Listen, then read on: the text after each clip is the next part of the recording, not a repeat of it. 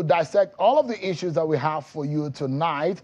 We'll be checking with your election news update at some point on the program to keep you abreast of all the happenings across the land as far as this election is concerned. Don't forget, this program is interactive and we want to get your views on the topics that we have for discussion. So, tweet to us on these handles that you see on your screen or with the hashtag 2023 verdict, or send us an email to 2023verdict@channelstv.com.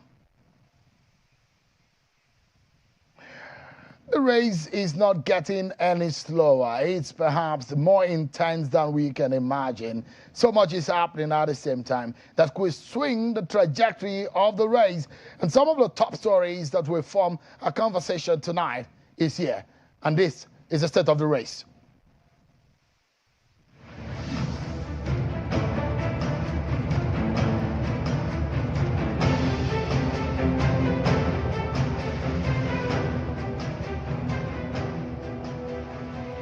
Well, let's begin with what INEC has been saying today. Today, the Commission began a daily briefing. These, INEC says, will help to keep the stakeholders abreast of what is going on in terms of INEC's preparations.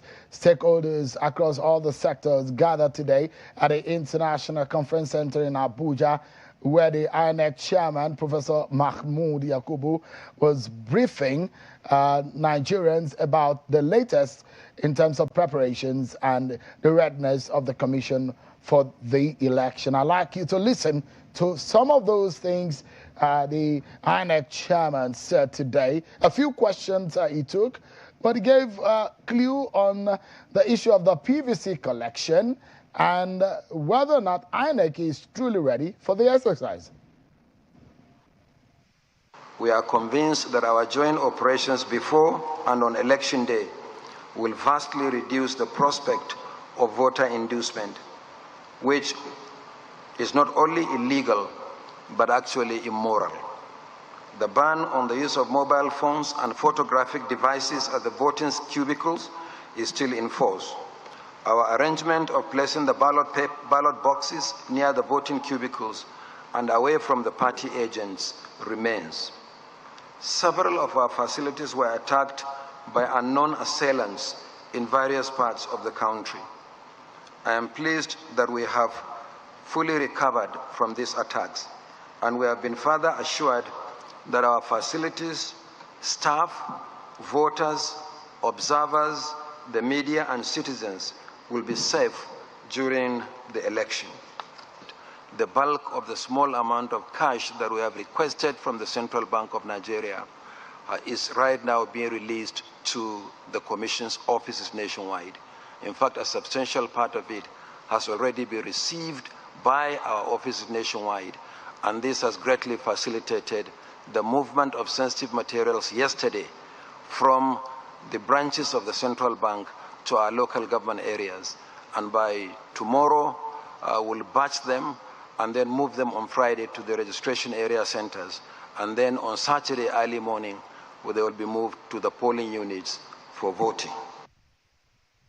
All right, that's the INEC chairman, Professor Mahmoud Yakubu, giving a response to some of the questions and the details on what is happening in the election. Let us tell you that distribution of materials has since commenced in many parts of the country. In some of those areas that Channels Television has monitored from Delta State, some of the footage we would like to show you of what is going on across the state. This is Delta State. You can see security operatives fully armed, and some of the materials that are being pushed, being carted out to for onward distribution. And of course, from there, that's Borno State and in the northeastern region of the country. And that also gives us an understanding of what is going on there. To Plateau State in the north central region.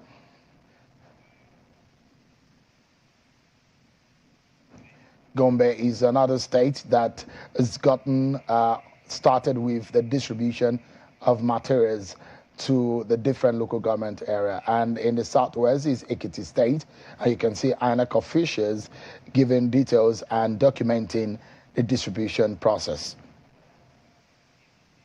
And in the southeast is Imo State. Though Imo State will not be having governorship election in this period on the 11th of March, but National Assembly and presidential election will hold as scheduled across the country in Imo State. The candidates have been speaking about their plans, and it's an opportunity, a last opportunity for them to pitch their ideas for Nigerians. We've been hearing some of them in recorded videos. And let me allow you to listen to, this is the presidential candidate of the People's Democratic Party and the former Vice President, Atiku Abubakar. Dear Nigerians, the commencement of the general election this weekend has placed a call on us to play our patriotic roles in electing new leaders for our dear country. It is a call to which all Nigerians of universal adult suffrage status must heed. Playing this civic responsibility with determined patriotism is the minimum way we can ensure that we work together in ensuring the country is on a safe health status. We all, as Nigerians, know that our country is in a poor state of health, but it is our collective will as one people with common destiny that can put the country back as a place where our young people can express their promise of a brighter future. Well, that is the presidential candidate of the People's Democratic Party and former Vice President Atiku Abubakar. The ruling APC's candidate, Bola Tinubu, is also speaking about some of, perhaps a summary of what he's been telling Nigerians since he commenced his campaigns. Take a listen to Bola Tinubu, the candidate of the APC. My fellow Nigerians, my name is Bola Ahmed Tinubu. I am the presidential candidate of the All Progressive Congress.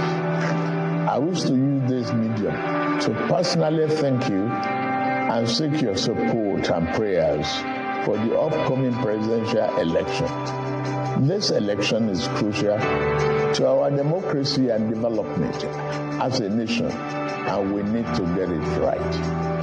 I therefore appeal to you to vote for me. I have the competence and track record to deliver on my promise to you to build a better Nigeria for all. I've done it before in Lagos, and with your support, I can do it again. Oh, well, there you have it. The candidate of the APC, Bola Tinubu, there. There's so much for you to know about this election, and of course we're looking at some of the issues that are going to be very crucial, the information that you need to have going into this election. I've been joined now by one of China's television's consultant who will be joining me just in a moment. Judy Ojo will be joining me. It's good to see you, Mr. Ojo. But just before I come to you in a moment, let me show you some of the information that will be very important for this conversation. Of course, we know that there is one constituency in the presidential election, and there are several constituencies, 109 of them in the Senate, 360 for the House of Representatives. So much to talk about. Well, let's take our first break on the program. And when we return, Judy Ojo here has a lot of ideas about some of these data and some of the information that will shape these elections. Stay with us, everyone. We'll be right back.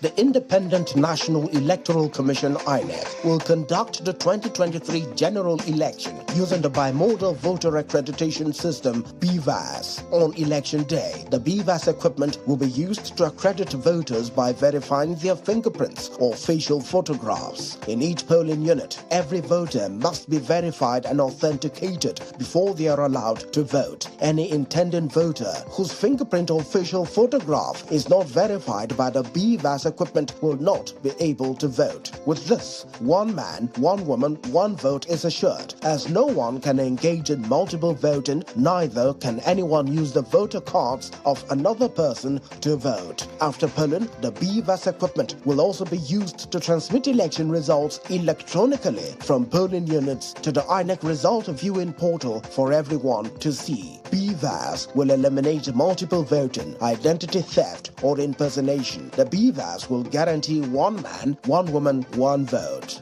INEC, making your vote count, consolidating our democracy. This message is brought to you by the Independent National Electoral Commission (INEC) and the Center for Democracy and Development (CDD), with support from the Osiwa Africa Foundation.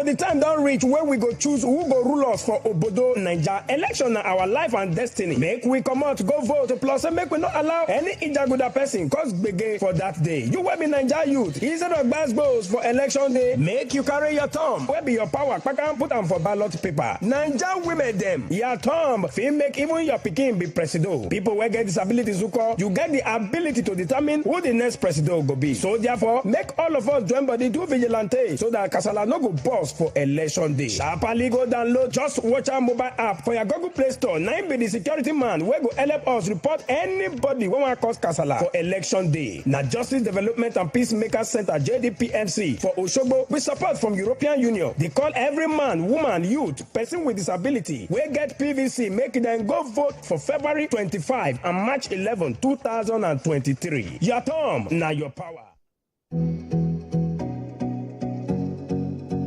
My name is Onu Crescent. Last governorship election I experienced in Anambra State. I voted in Ichi Primary School polling unit 22. And some people wanted to operate on vote buying.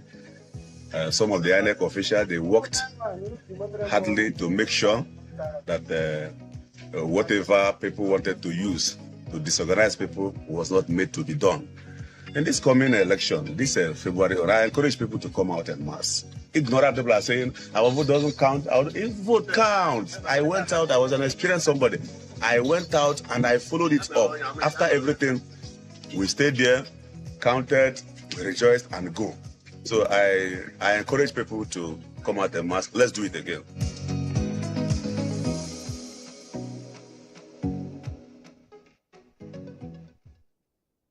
Nigerians, the 2023 Nigeria General Elections is here. Ensure that you have your PVC and locate your polling unit as you set out to vote. At your polling unit, queue and present your PVC for accreditation by INEC. On receipt of the ballot paper, vote discreetly for the candidate of your choice. Remember, there are standards of behavior required of voters on election day, and violators may be arrested. No buying and selling of votes. No intimidation or coercion of voters. No canvassing for votes, shouting of party slogans, or display of party symbols at polling units. Nigerians, the time has come to exercise your franchise. Turn out in full and cast your vote for the candidate of your choice. This message is brought to you by Policy and Legal Advocacy Centre, PLAC, with support from the UK Foreign, Commonwealth and Development Office, FCDO. One man knows Nigeria, understands the people, and knows how to get Nigeria back on the road to growth. His capacity to navigate numerous industries towards growth and expansion is tested and trusted. No one needs to show Atiku Abubakar how to move Nigeria forward through challenges and unto greatness. He already has a sure plan. A strategist, an entrepreneur, and job creator. Atiku Abubakar knows Nigeria, knows our people, and knows the work. Atiku, for sure. PDP! The Independent National Electoral Commission, INEC, has reallocated voters from overcrowded polling units to less populated polling units. Make sure you verify your polling unit before Election Day. To verify, visit voters.inecnigeria.org. You can check using two options. Option 1, use your name and date of birth. Option 2, use your voter identification number, also known as VIN. You can find your VIN on your permanent voter's card. You will not be able to vote if you do not go to your correct polling unit. Making your vote count, consolidating our democracy. This message is brought to you with support from the European Union Support to Democratic Governance in Nigeria, EUSDGN program.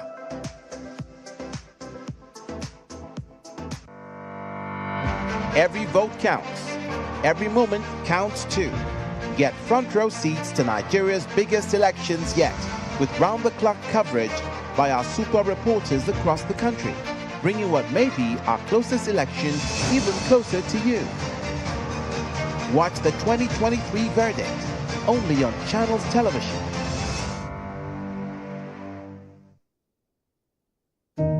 The voting procedures during an election is brought to you by Channels Television. Remember that you're qualified to vote if you are a registered voter and your name appears on the register of voters at your polling unit. On each election day, polling stations will open for accreditation and voting from 8:30 a.m. to 2:30 p.m. However, voters on the queue before the close of poll at 2:30 p.m. will be accredited and allowed to vote. Voting at the polling unit will be as follows. Step 1. At the polling unit, join the queue. An INEC official will check if you are at the correct polling unit and confirm that the PVC presented belongs to you. Step 2. An INEC official will confirm if your PVC is genuine using the BVAS. You will be asked to place your finger on the BVAS. Step 3. An INEC official will also confirm you are listed in the voters' register. Your name will be ticked and your finger will be inked to confirm that you have voted. If your name is not found, you cannot vote. Step 4. The presiding officer will stamp, sign, and endorse your ballot paper. You'll be given the ballot paper rolled with the printed side inwards and directed to the voting cubicle. Step 5. Stain your finger with the ink given and mark the box for your preferred candidate or party. Roll the ballot paper in the manner you are given and flatten it. Step 6. Leave the voting cubicle and drop the ballot paper in the ballot box in full view of people at the polling unit. Step 7. Leave the polling unit or wait if you wish to in an orderly and peaceful manner to watch the process up to the declaration of the result. The result of each polling unit shall be pasted at the unit for everyone to see. Vote wisely and avoid vote buying. This announcement is brought to you by Channels Television, a network built on trust.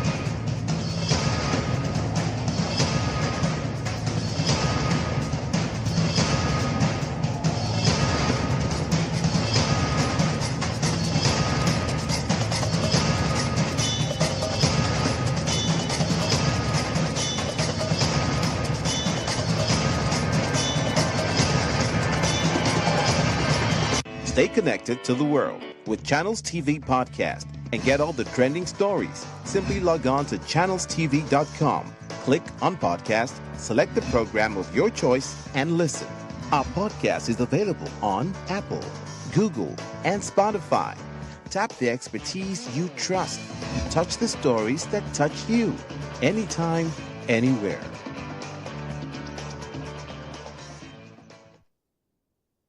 It's an entertaining and engaging world of sports. He steps up and it's a goal. Oh my, that's exciting.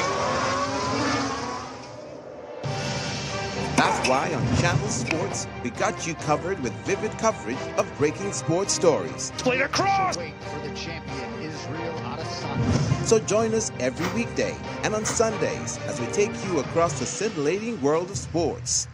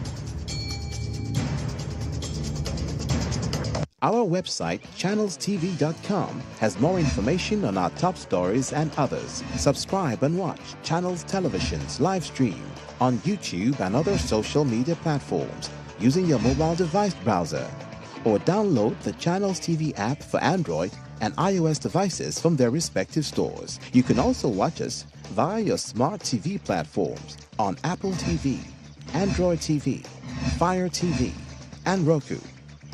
Channels Television, ubiquitous. Every vote counts.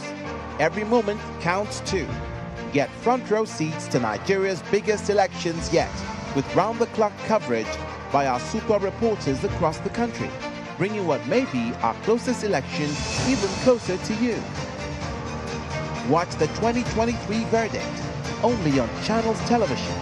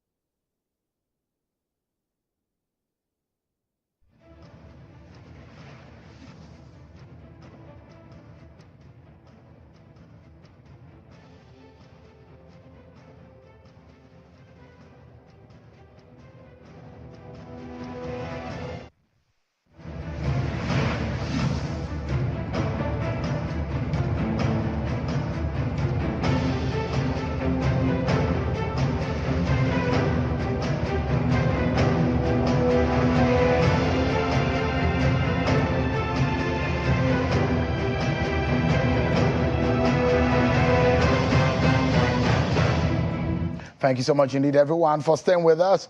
So let's get started. Jide Ojo is here with us. Jide Ojo is a political analyst and one of Channels Television's election consultant. Thank you so much, Jide. How do you feel about this election? I'm excited. You're excited? I mean, the 0 hour is here upon Absolutely. us. Remember, we were talking of 365 days, 6 months. Then 100 days, and now it's less than 24 hours. Let's talk about, let's get straight to it. We'll talk about those guys are going to be on the ballot, and we've been talking about 4-horse race. In fact, something happened today in Kano. Kwankwaso went back home, and it's been hours of unending parade on the streets of Kano today for Kwankwaso. You heard Atiku Abubakar and Bola Tinubu. You've been seeing Peter Obi around town. Let's look at some of these gentlemen. First and foremost, perhaps, let's take a look at Atiku Abubakar, the candidate of the PDP. We take a quick look at their profile and a few issues that have come up. This is Atiku Abubakar. 76 years of age. We're going to be covering him from Jada in Adamawa State in the northeastern region of the country, a former vice president. Jide, is going to go down as one of the most intense races in our political history. No doubt.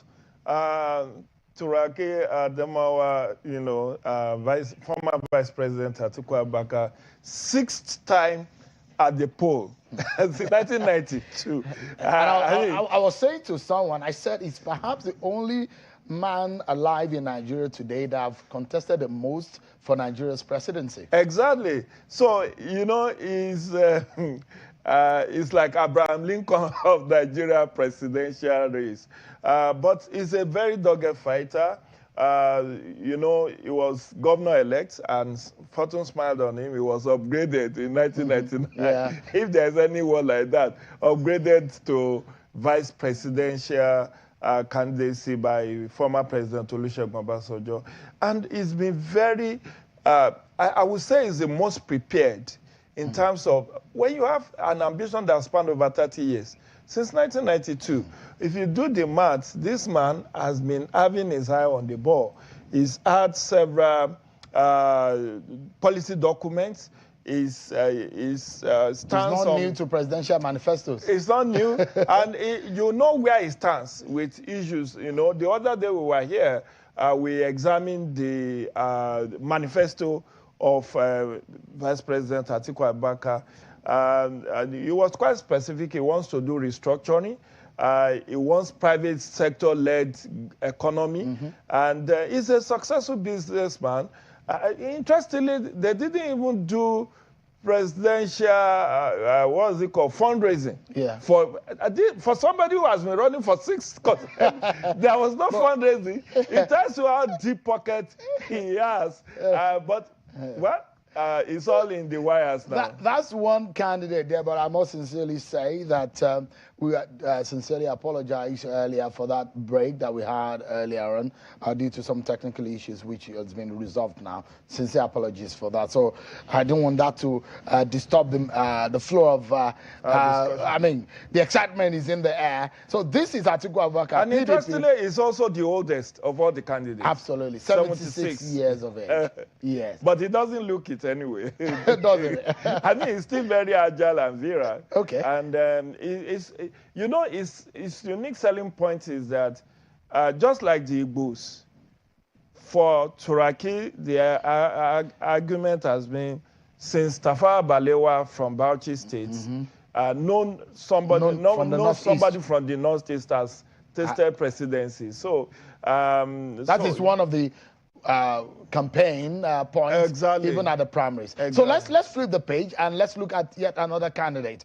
Perhaps we go to the candidate of the APC, Bola Tinubu, who is also not a stranger to presidential, he's been very much involved. He's supported a lot of people. That is what he will tell you. Bola Tinubu, 70 years of age, born in Lagos, is being a 2-term governor of Lagos. Jide? But what Asiwaju Jagaban, in fact, it depends on how you want to describe it. What he has going for him is his pro-democracy credentials. Just like Atiku Abubakar, you cannot write off the contribution of Jagaban to the pro-democracy journey of Nigeria, because he fought in the trenches for the 1993 the military days. Before the military went on exile with Professor Wole Soyinka and the rest of them to campaign for the realization of June 12, 1993 presidential election. That predates his even coming in as the governor of Lagos. Then he was a senator in 1992. Absolutely. Senator, then governor of Lagos for 2 terms. And in fact, if there's anybody in this race that has produced so many godchildren, so many mentees, so many, people who has raised champions, is Jagaban. Yeah. Because I saw a map of people who are presently movers and shakers of Nigeria, holding very high position, from the number 2 citizen of Nigeria down to so many. You remember the Eleyi stuff? Yeah. You know, he could proudly say. So you could say that that's one of his credentials. Exactly, too. That he was able to raise many champions. And that goes for him. Because what people are asking is, okay, Atiku, you have been vice president for 2 terms. Who are your mentees? Who have you mentored to success that you can point to? This is going to be one of the conversations. Let's flip quickly to the Labour Party candidate, Peter Obi, who himself is also a 2-term governor, a former 2-term governor.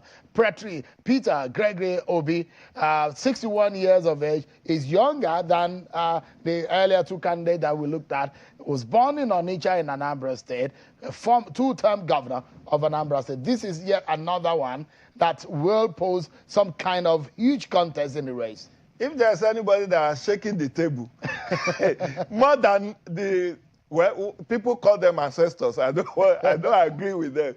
But those who are in the 70s bracket that we have earlier discussed, this man is it. This man has made 2023 presidential election very exciting. This man has made everybody contesting for the presidency of Nigeria to campaign. Yeah. You know, he is... Would you call him a disruptor? Of course, positively.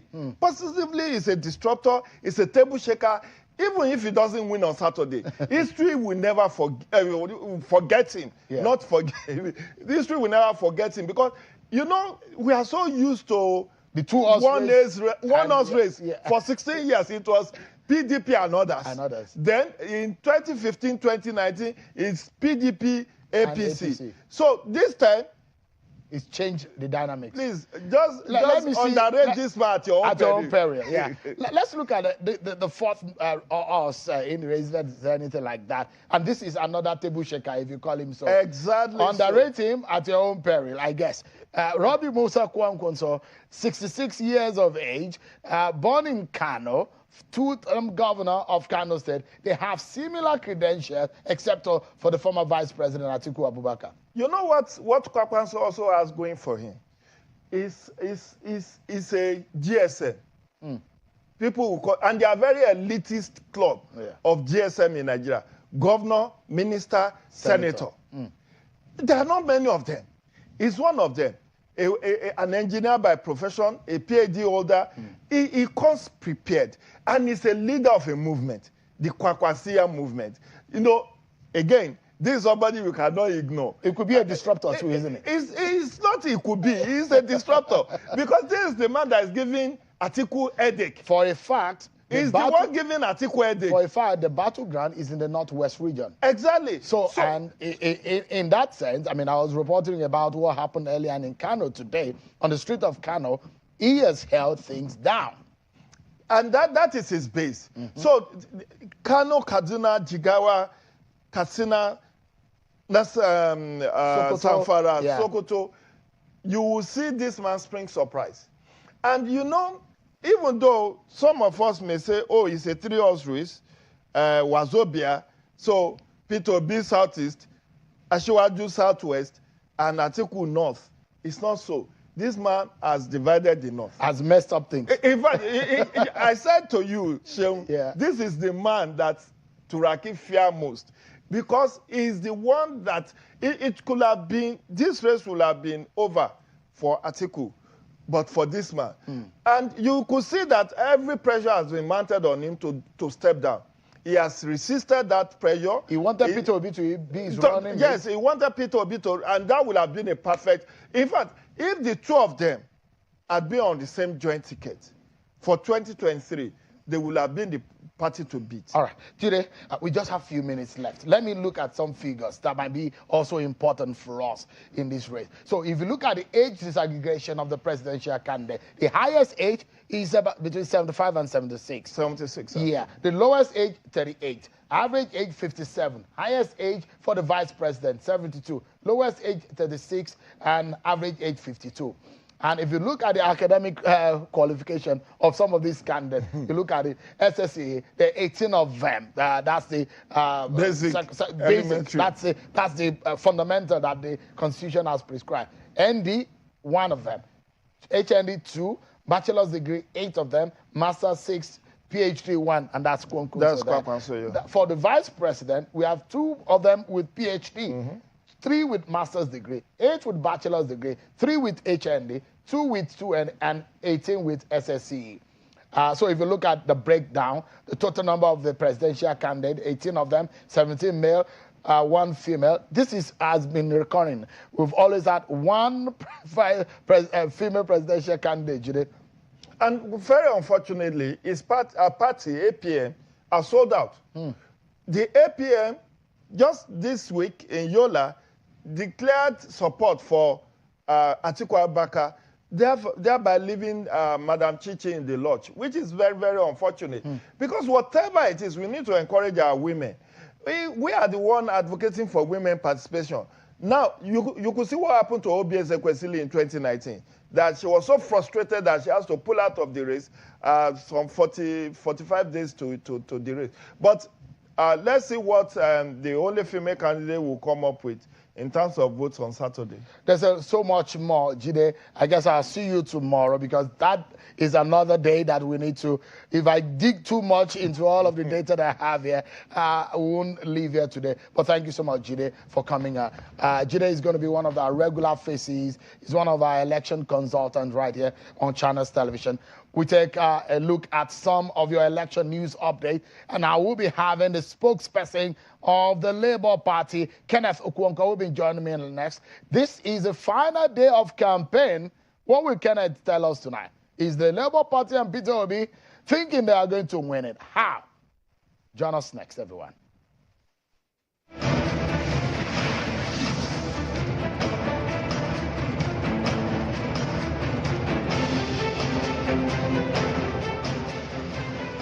The leadership of the People's Democratic Party in Lagos State has expressed confidence of the party winning the presidential election on Saturday, February 25.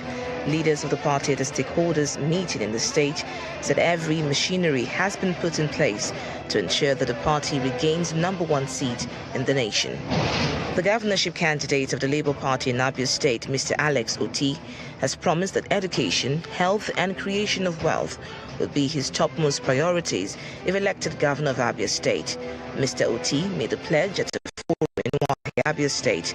Oti also promised civil servants and pensioners in the state that his administration will clear all arrears of wages and pensions owed them by the PDP administration within 6 months if elected. The Ogun State Governor, Dapo Abiodun, is promising the people of Ipokia local government area of the state that his administration will rebuild the abandoned Ipokia Polytechnic if re-elected as governor. Governor Abiodun stated this during his campaign visit to the local government, where he inaugurated a 3.8 kilometers Ilase-Koko-Alari road in the local government. The Security Council in Edo State says all is set for Saturday's general elections as residents come out to exercise their civic responsibilities without fear. The council also confirmed that at least 11,200 policemen, along with personnel from other security agencies, will be deployed. They also stated that curfew will begin from midnight Friday, February 24 to 6 p.m. Saturday, February 25, by the time which the exercise would have been concluded. The governor of Edo State and chairman of the Security Council, Mr. Gordon Obaseki, who confirmed this to journalists after a council meeting at the government house in Benin City, also sounded a note of warning to anyone or persons planning mischief during the polls. Once you are registered, you should vote. And at the end of everything, it is INEC that is going to announce the result. a socio-ethnic group in Delta State under the umbrella of the Urobo Progressives Union, has thrown their weight behind the PDP presidential candidate and his running mate Alhaji Atiku Abubakar and Ifeanyi Okowa, as well as the state PDP governorship candidate Mr. Sheriff Oborewori. There are calls for local and international observers to be wary by offers by politicians capable of beclouding their judgment. This call is by the professor of political economy and convener of the Big Tent for Obidati, Professor Pat Utomi. I am calling now for an international election crimes court that will take African leaders that rig elections to international courts and jail them long time. The candidate of the People's Democratic Party in Kogi Central, Natasha Akpoti-Uduaghan, has raised an alarm over plans to scuttle and manipulate the Saturday election. Mrs. Akpoti-Uduaghan, at a press conference alongside some other PDP candidates, are alleging that the APC has set up different means of stopping the opposition and barring voters from casting their votes in strongholds of the PDP.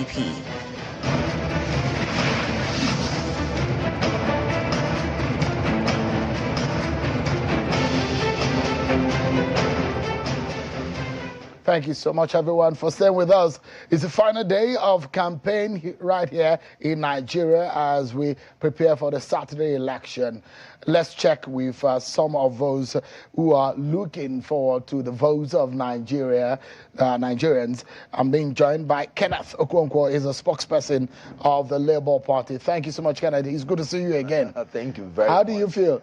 I feel fantastic, and thank you, viewers, for joining us. It doesn't look like you've slept so much. Yeah. Oh, well, you don't be in the battlefield and you and you keep sleeping. You know? Yeah. But how do you feel about Saturday? We feel very optimistic. We feel very good where we are. Obviously, nobody expected we're going to be here today. There were a lot of things they said will fizzle out. Logistics will do this and that. But now, they started the campaign before us, but we ended before them.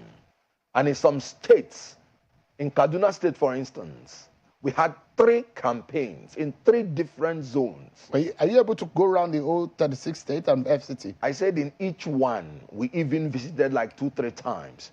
In Borno State, we visited Borno State. We did like 3 different campaigns. Even in the area that the other 2 cowards have not been able to go. Forgive me. I'm just quoting an instance. No, but Najatu, that word might be unfair. Najatu Mohammed said, a former campaign director to Tinubu, came out publicly to say that Tinubu had no manifesto, had no blueprint for Nigeria or the North. And when she asked him why, he said they will kill him. You can imagine a presidential candidate that is above 70, that has crossed the age of man, who cannot even make a sacrifice for a new Nigeria that he is seeking to govern.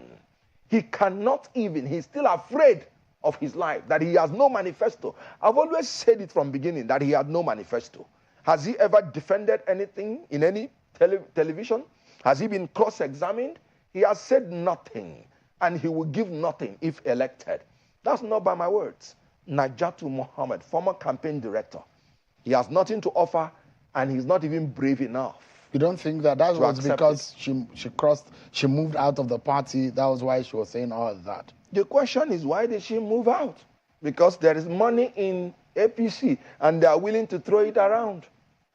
She moved out because she was beginning to be embarrassed, staying beside a man who, when the national anthem is going on, will raise his 2 hands. And then somebody will caution him to bring down his hands. National anthem is the song that ushers in a president anytime he's coming in, and is the song that takes him out. A candidate that can no longer recognize his conduct when national anthem is on is a candidate that is unfit to be the president of the Federal Republic of Nigeria. God is giving us all signs for us to know that APC is confused and they are conflagrating. They are just burning up. Confusion between the 3 tiers of government: the local government, the state government, the federal government. You can see state governments rebelling against the federal government. Confusion between the three arms of government, the judiciary, the executive. You could see orders of Supreme Court not even interpreted well, not even obeyed. This is a party that has foisted the greatest disorder in this country. And I talk now as a student of management. I was taught that when there is confusion in the corporate level of management, that confusion spreads down to the organization. There is confusion now at the highest level of APC. And that confusion has spread down to the Nigerian people. And Nigerian people are paying for what they don't deserve to pay for. The only solution is very clear. By Saturday, Nigerians should stop being accomplices to this evil structure of corruption, of poverty, of fuel scarcity, of impunity, of illegality, of confusion, of conflagration. They should stop being accomplices to this and vote wisely. Vote for Peter Obi, who has no trace of corruption, who has not been invited even once by any anti-corruption agency, who has discharged himself as the best governor when he was the governor of Anambra State, who has turned the worst security situation, a state where governor is kidnapped and taken to a place and his resignation announced against his consent. That's Anambra State. He took that state and transformed it to be the safest state in Nigeria, with the least poverty rate in Nigeria, with the best road network in Nigeria, with the first in Millennium Development Goal by UNDP. Peter Obi took a worse situation and turned it to the best. According to the presidential candidate of APC, they took a rotten situation and turned it to a bad situation. What have we not seen under APC? May God deliver us on Saturday. May God deliver Nigeria from APC, the incompetent and dishonest party. I mean, that was the party you belonged to. Belonged to. And you Absolutely. You campaigned very vigorously for the party. Absolutely.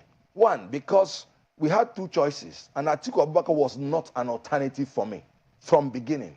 I cannot imagine subscribing to vote for a person whose last employer, let me remind you, as long as the Constitution is concerned, the vice president is the sole employee of a sole employer, the president.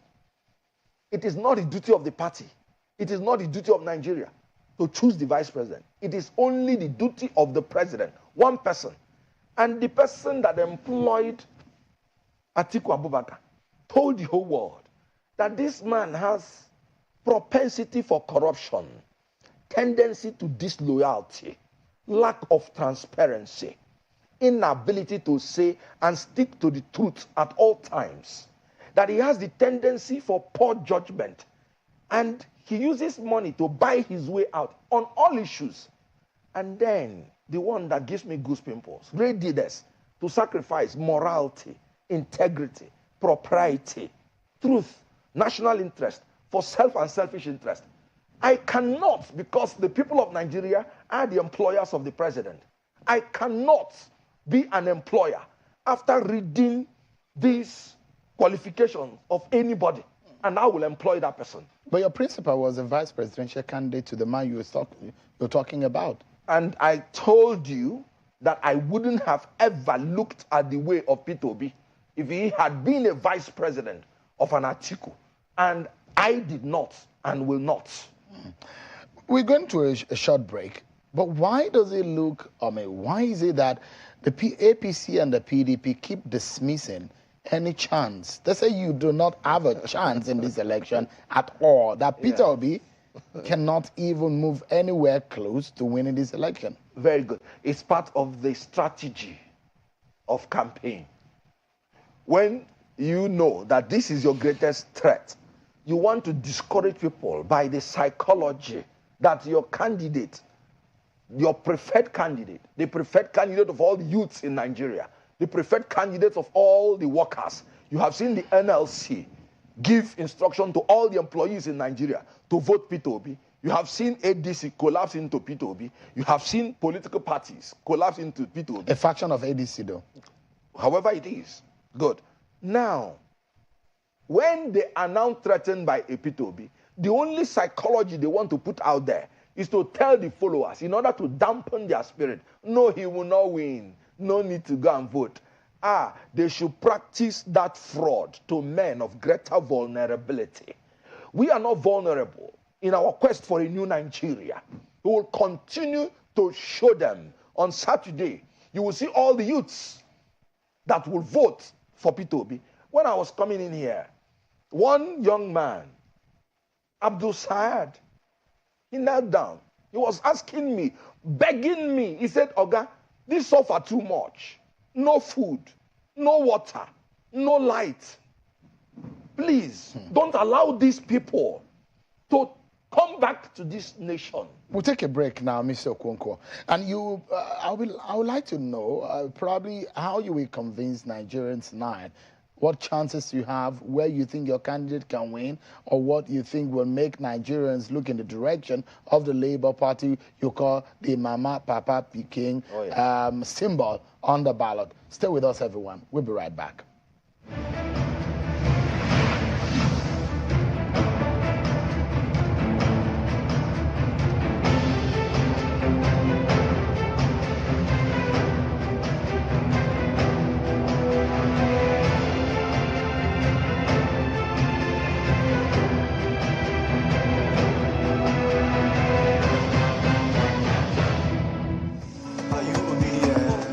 Better country people, no forget to say for this presidential election, when they come for February 25th, we all don't agree say, now only one man we go vote for. The man when go play us wayo, the man when go end crime, Percy when go make our life better. That man, now Peter Obi of Labour Party, LP, the party when they get Papa, Mama and Pikin as logo. For in time as governor of Anambra State, now $150 million and a plenty billion naira in leave for his state account. Even serve, he no ever owe salary or pension for him state. Lie. My people, them say plenty talk not the full basket too. So therefore, make we all forward march one time go our polling unit with our PVC on the 25th of February to vote for Peter Obi of Labour Party for president. Vote Dati Papa Ahmed for vice president. Vote for Labour Party LP, the party where they get Papa, Mama and Pikin as logo. Obi Dati 2023, a new Nigeria day possible.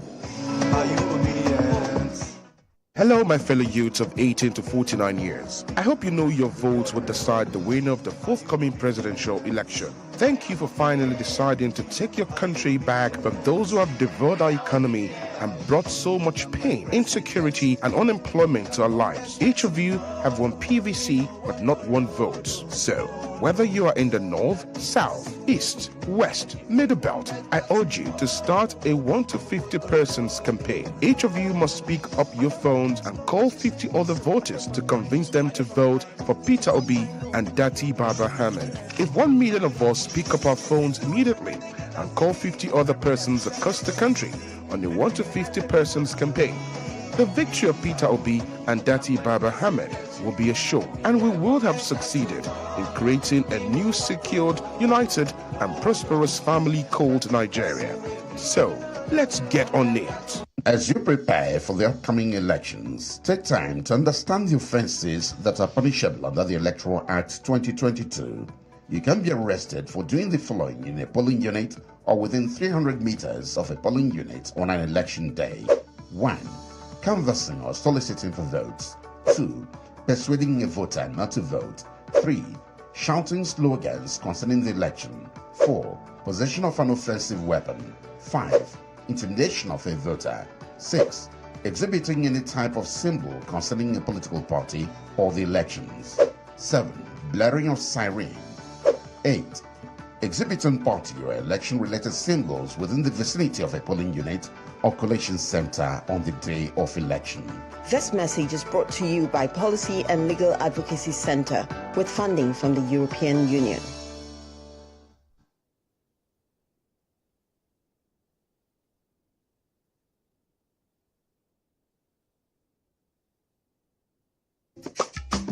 Can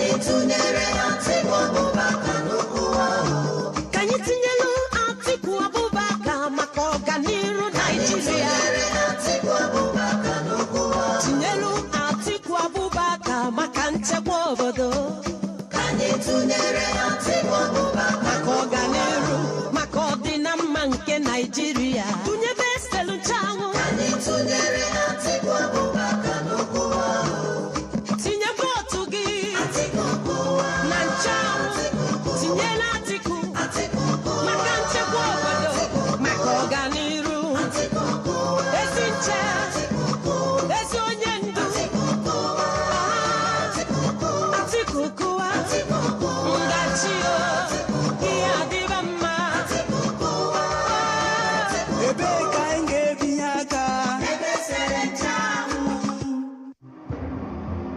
state of Nigeria has tested our strength, our patience, and our endurance.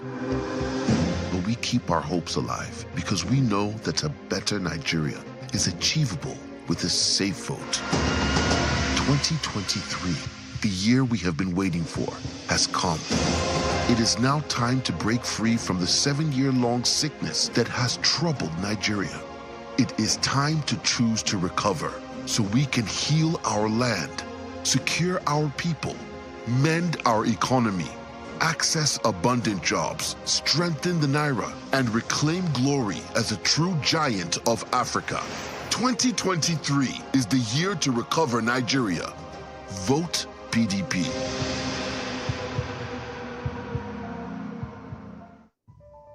My name is Austin Azoko Kocha, but you all call me JJ.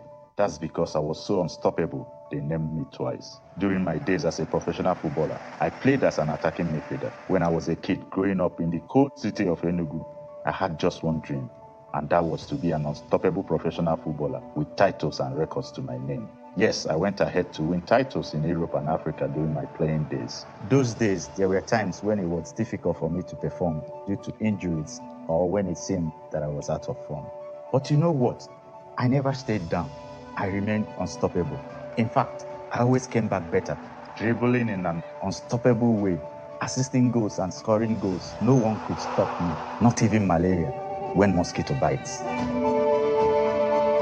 Now you too can be unstoppable if you use Lonat against malaria. Lonat, a combination of Artemether and lumefantrine. Lonat, be unstoppable.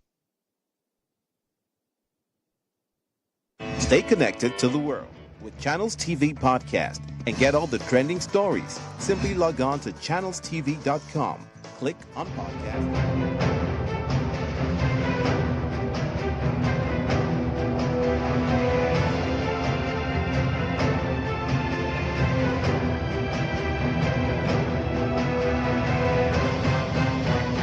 Thank you so much indeed, everyone, for staying with us. Kenneth Okonkwo is a spokesperson of the Labour Party.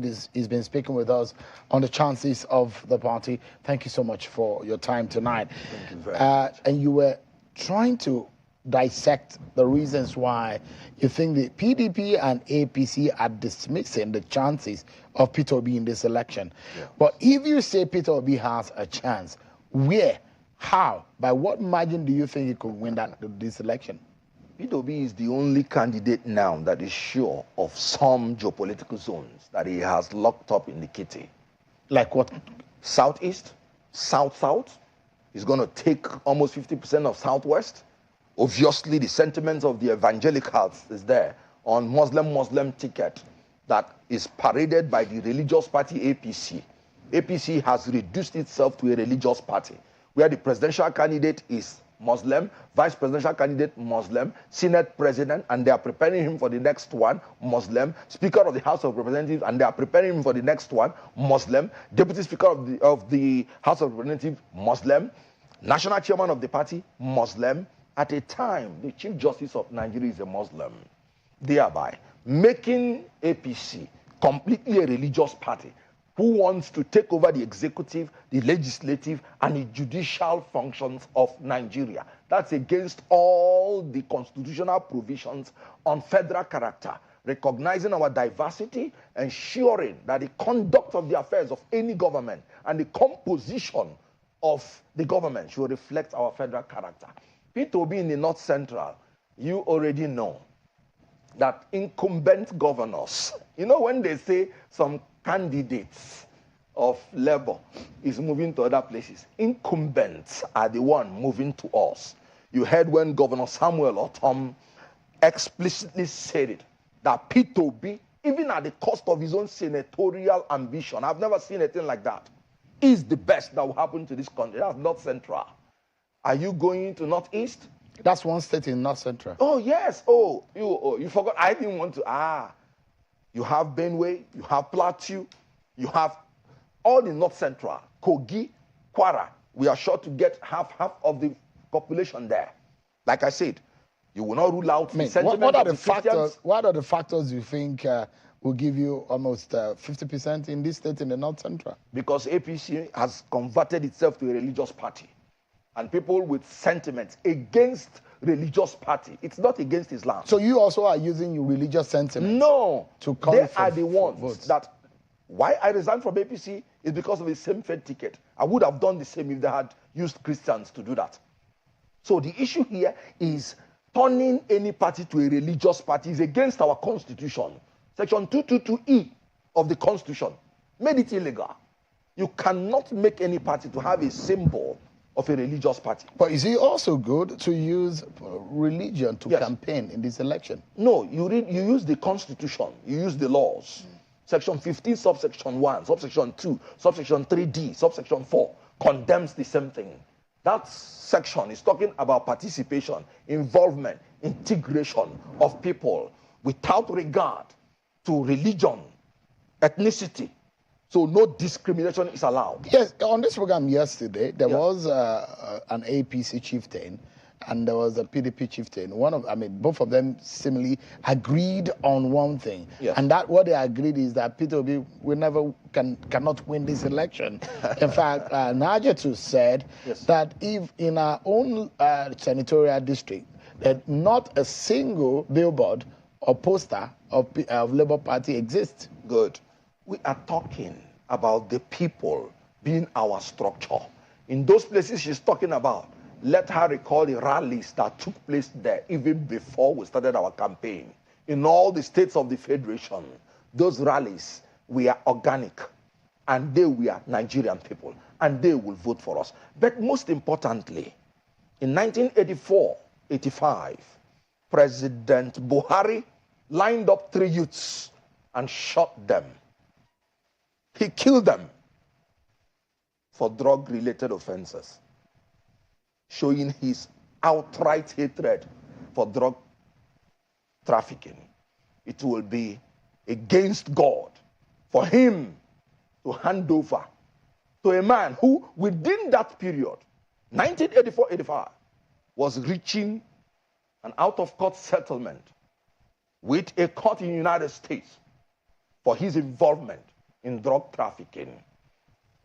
The barons that sent those people that Buhari killed, if Buhari hands over to Tinubu, God will judge him. Because Tinubu paid $460,000 US to spare his head from going to jail. What about in 1984-85? Buhari sent some politicians to hundreds of years in jail for corruption. And now Atiku has confessed that he used special purpose vehicle to create phony companies for which he paid consultancy fee, and from which the consultancy fee was paid back to them. To him, he said it openly. His voice is there. Buhari is supposed to send him to jail. The 2 people that deserve the prison, I don't know what they are looking for in the presidency. You're making this allusion to issues that are largely very controversial. Michael Achimugu said it. Nobody has sued him for defamation, libel, or slander. Yeah, but these are issues that these candidates themselves and their parties have controversially said that this does not exist. So in that sense, this might not be the right place to categorically make those an outright statement. Atiku was asked about the issue of Achimugu by BBC. You know what he said? We've passed over that. He offered no defense. It's done on record. Has Tinubu come out to defend himself on the drug-related issues? The certified true copy of the document is there. Let the candidates come out and defend themselves. When they talked about my candidate in Pandora Papers, he came out and was interrogated, and he defended himself, presenting all the facts. And he was exonerated. My question exactly is how your candidate will win this election. Let me tell you now in practical terms. Now, in any sense, have you been able to convince the Nigerian people that what your candidate will do in those campaigns that he has done? What kind of feeling do you think Nigerians have? Are they convinced enough to go with the message that Peter Obi had given to them on the podium to vote for him? If Nigerians were not convinced, we wouldn't even have made any impact, because we didn't have money to give them. we only had our manifesto, which Najatu Mohammed said is the only manifesto that is convincing. The only thing she said that it's a movement, that they don't have structure. And that is the lie that they are portraying to see whether it can dampen the zeal of the obedience. Now, let me tell you, they told you that we have only 30,000 agents. INEC has brought out their list, official, where we have 130-something thousand agents, plus the 90-something thousand agents of ADC, which we knew before now that we are going into alliance with them. So we have 230 polling unit agents now, presently. No other party has it. Why are you still listening to the lies of these compulsive liars? I have told you that there is nothing they do except lying. They will always say my principal is a trader, and he's talking about production. You know why? They exhibit ignorance in business. I read business management as an expert. Any man that is planning for production where there is no distribution is actually destroying producers, because the production chain is only complete when there is distribution from the point of production to the point of consumption. Without it, the producer will be put in a more precarious situation. When you make eggs and nobody comes to take it, to sell it, you know what happens? The money you borrow to make that eggs, the production will be destroyed. All right, I know of a country, Dubai. Dubai established its own economy on trade because it's an arid country. So brilliantly they started with trade. No production. When the whole world saw the efficiency in their trade, they know that trading is a chain in production chain. Mr. Kenneth, the whole world is producing all their goods wrap up in quickly. Dubai. Yeah, let's wrap up now. Because of their trading efficiency. So Nigerians have accepted our manifesto. If your candidate shifting emphasis from consumption to production, including trading, which ensures the distribution of the goods from the point of production to the point of consumption. Let's quickly wrap up. I like my final question to you would be, if you are not able to win this election on Saturday, what would you think would have been the reason? I told you before that the election is stolen. And it's obvious. If you have seen... If you don't win... You have seen Bola Ahmed Tinubu saying, snatch it at all costs. If he will win, will he say that? It's a fight for it at all costs. Grab it, snatch it, run with it. If Bola Tinubu knows that he will win in a fair context, will he talk about snatching it? So meanwhile, let me use this opportunity to tell you that they just assassinated and killed our senatorial candidate in Enugu State by evil powers. Senatorial candidate of Enugu East, Oyibo Chukwu, he's dead. I thought they said we don't have structure. Why are they implementing what Tinubu said? Fight for it at all costs. Grab it, snatch it. That's categorical. And let me use the opportunity to offer my condolences and to tell obedience that Kenneth, they should not back down. Kenneth, I mean, you just make allusion to the death of someone. Mentioning another person's name in relation to that. No, that is what he said. He told his followers. Right. No, but you can't relate with the death of your candidate. I am not saying I'm relating it. I said this thing before, that when a leader makes such statement, even some followers that are not directly linked to him can be influenced on it. It might be, what you're saying might be inciting. That's why I said we should No. So finally, you said if you don't win, it means it's stolen. Yes. Are you saying that this election will not be free and fair? I have my doubts. You don't think INEC is ready for this election? Now, the intelligence that is getting to us now is telling us that the ballot paper does not have the acronyms of the parties. But you cannot verify that. No, that is the intelligence that is getting to us now. You won't see LP. You will just see the logo. Mama, Papa, Peking. And then, you know that PDP and APC, they have APC and PDP enshrined in their logo. So all these monkey tricks. And you know that the REC of Lagos State has said that Igbo people migrated to Lagos. And the PVCs in Oshodi Isolo. I've had the opportunity to call the INEC commissioner to talk with a voter there that could not find her PVC, a doctor that left her office for many times to go look for her PVC and still did not get it. And you saw the names they were calling. Chukwu Ebeka, Chigozie in Lagos State. That is already rigging. I have my fears. Prophet Mahmoud for refusing to remove the wreck of Lagos State, seeing these obvious things. He's my suspect. All right. Kenneth, we now have to leave it at that because we still have other spokespersons of other political parties to speak with on the program tonight. But thank you so much indeed. I know these are a very tense moment in our elections. But thank you so much indeed, Kenneth Okonkwo, the spokesperson of the Labour Party. Appreciate it. We'll take a break. And when we come back, we'll be hearing some responses and talk about the chances of Atiku Abubakar and that of Bola Tinubu. Daniel Buwala, spokesperson of the PDP, will be joining me next. Stay with us, everyone. We'll be right back.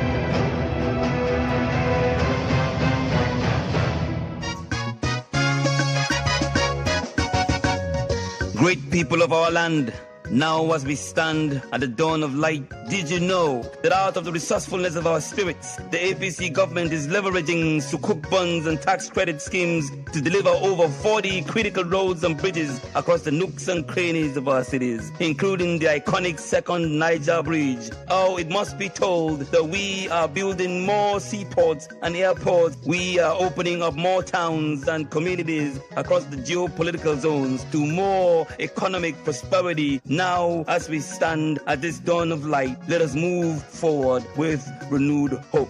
Let's elect Asiwaju Bola Ahmed Tinubu and Senator Kashim Shettima as President and Vice President to birth the greater Nigeria for collective dreams. This message is brought to you by the National Working Committee of the APC. APC Progress! APC don't come. Fellow Nigerian and everyone from the South, now is the time to elect a leader to change and improve the narrative of our beloved country. Asiwaju Ahmed Bola Tinubu and Kashim Shettima, the men with better antecedents and men with capabilities. Everyone in the South, vote Asiwaju Bola Ahmed Tinubu from the party APC, the logo with the broom, as President of the Federal Republic of Nigeria, and all the APC candidates across the South region. Asiwaju Ahmed Bola Tinubu is the only man with the brain sense, is the only man with the experience. He has proven to be a man with strategy. Now is the time to choose right. It's our job. Let's come out in mass and vote for all APC candidates across the South. This message is coming from the Directorate of the South Contact and Mobilization Team.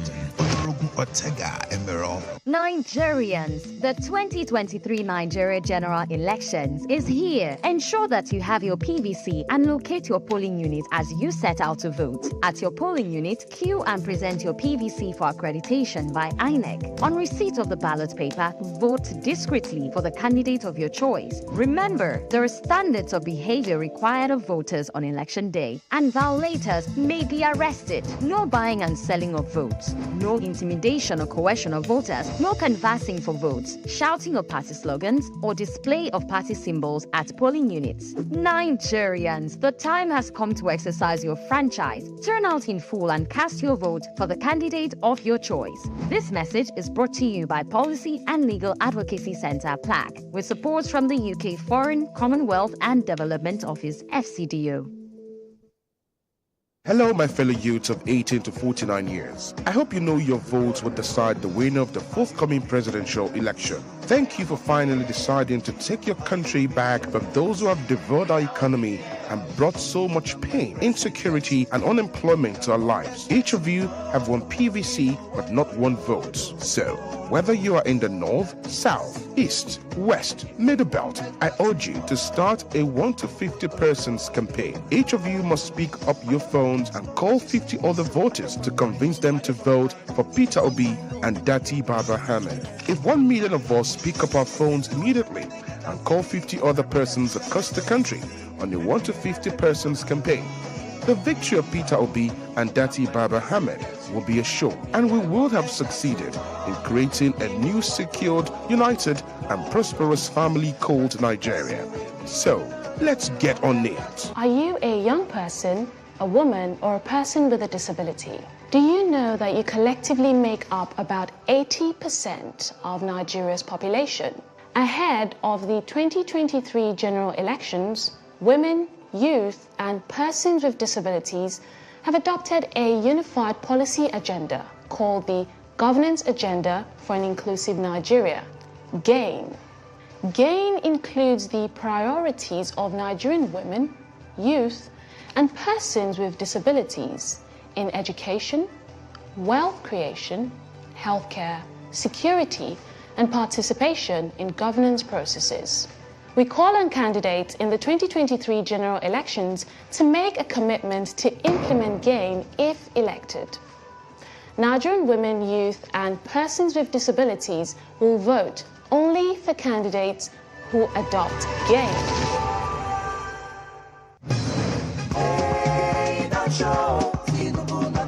Yes, so this CBN Naira Wahala don't show say na Asiwaju Bola Tinubu na correct man where they fight for the people of Nigeria. From the beginning of this matter, Bola Tinubu thought say na CBN must allow the old and new Naira notes circulate together to stop this suffer where the Wahala they cause our people. Wait, oh, the other people where they contest with them to be president. Now waiting they talk put for the matter said. One say make our country people bear the pain. The other one we don't know the side where he did. Haba, people of Nigeria, una all don't see him. Say na only Bola Tinubu stand gidigba for una side to fight this CBN Naira matter. Where don't they come out food for una lives? Bola Tinubu, people of Nigeria, they thank you all. On Saturday, they call off una come out and vote for Asiwaju Bola Tinubu as president. Na him be the man where care for una. Voting party APC where they show broom. Area!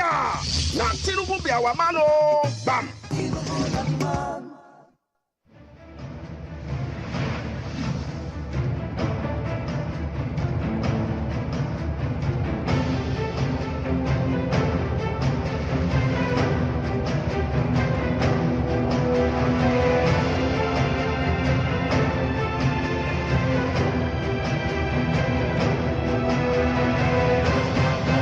Everyone for staying with us. Daniel Bwala, spokesperson of the PDP Presidential Campaign Council, since joined us right here on the program. Thank you so much for joining us tonight. Thank you for having me. Good evening. You were here in the studio and you listened to your very good friend Kenneth Okonkwo. Yes. You think your party stand a chance in this election? Yes. You know, Kenneth Okonkwo, by the way, let me just get that off the chest. He believes that Labour Party is living in bondage because he's used to be an actor and living in bondage. But this is our case. So elections are upon us. From the commencement of this electioneering process, we filed our pleadings as contained in our manifesto. And in the pleading, as claimants, we came before the Nigerian people. And we made out a case.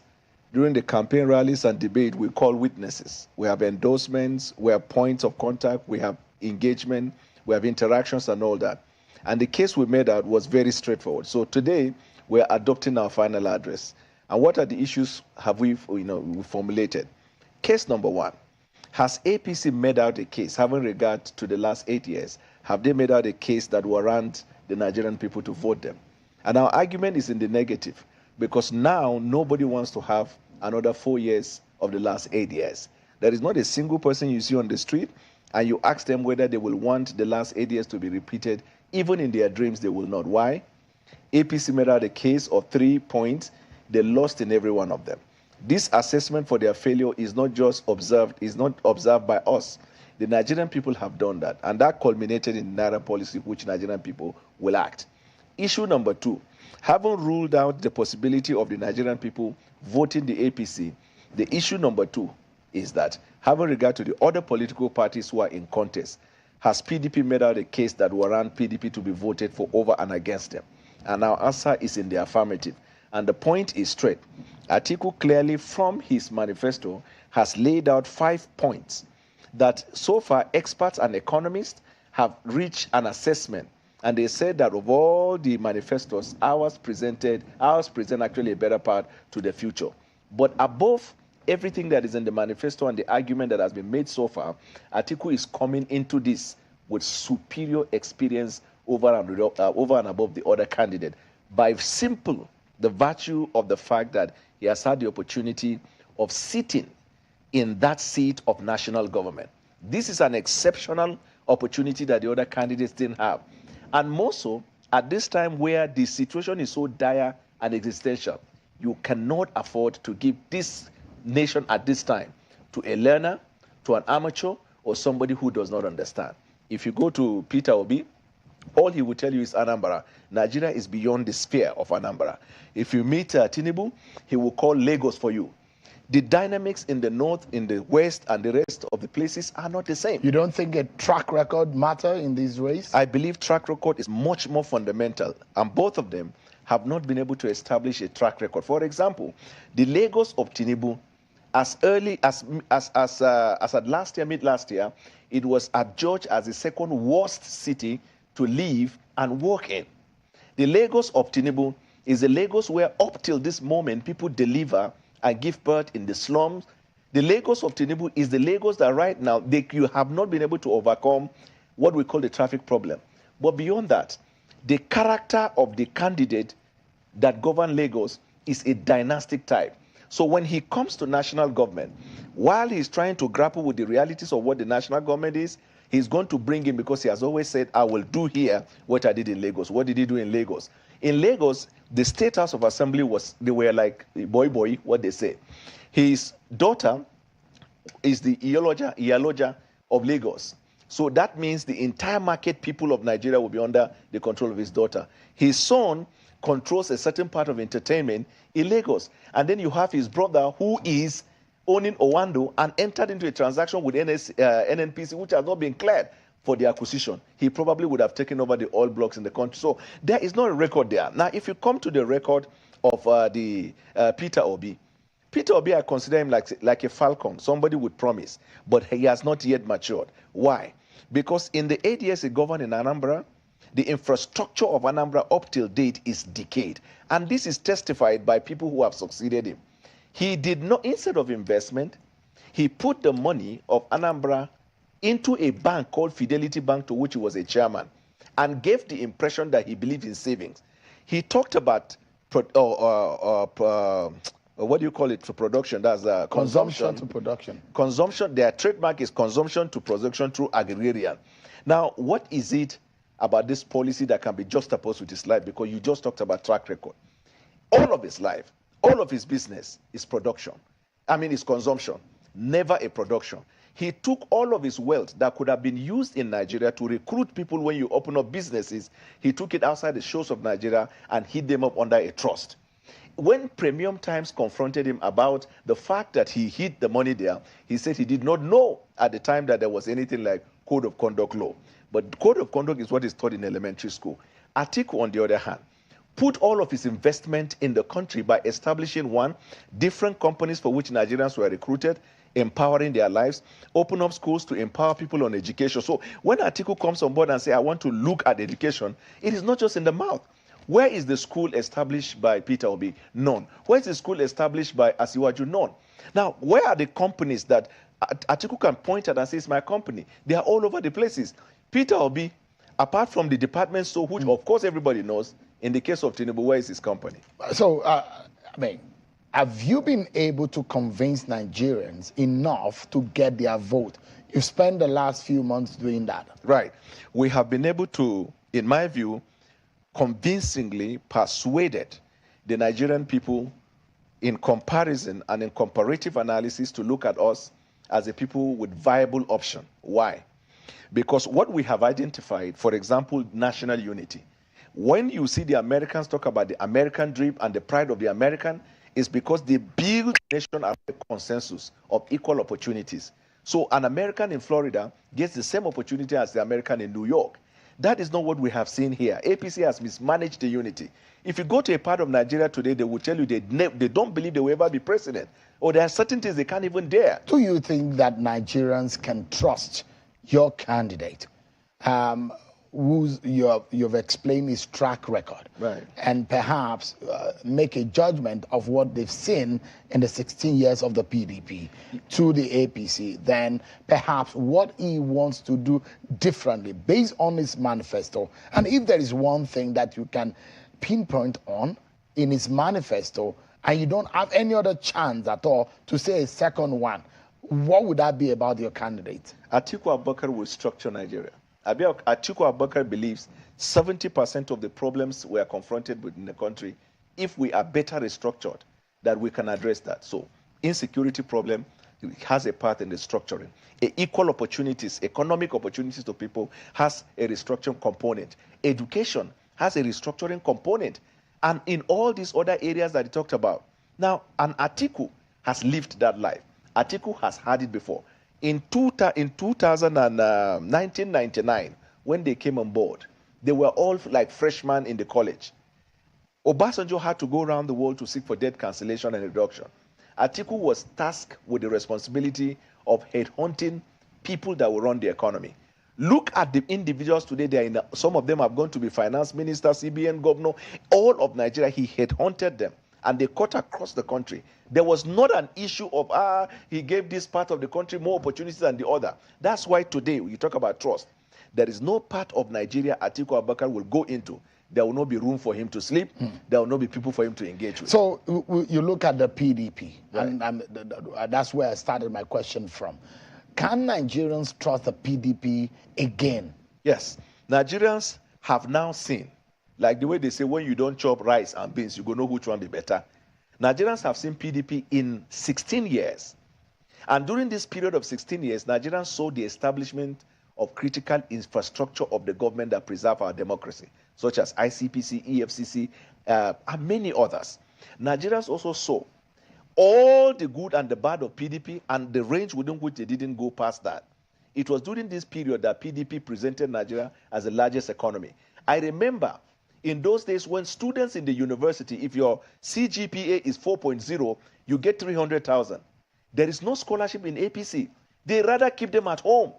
And I remember during that time, they introduced concept of creativity. If you are a student and you come up with any creative ideas, they go ahead and preserve that your intellectual right. We don't see that anymore. Even in terms of developing a broad-based approach to economic growth and development. During the days of PDP, you saw the value chain to a point where that man that is on the street is able to have a recharge card pocket place, kiosk, and people are more productive during that time than now.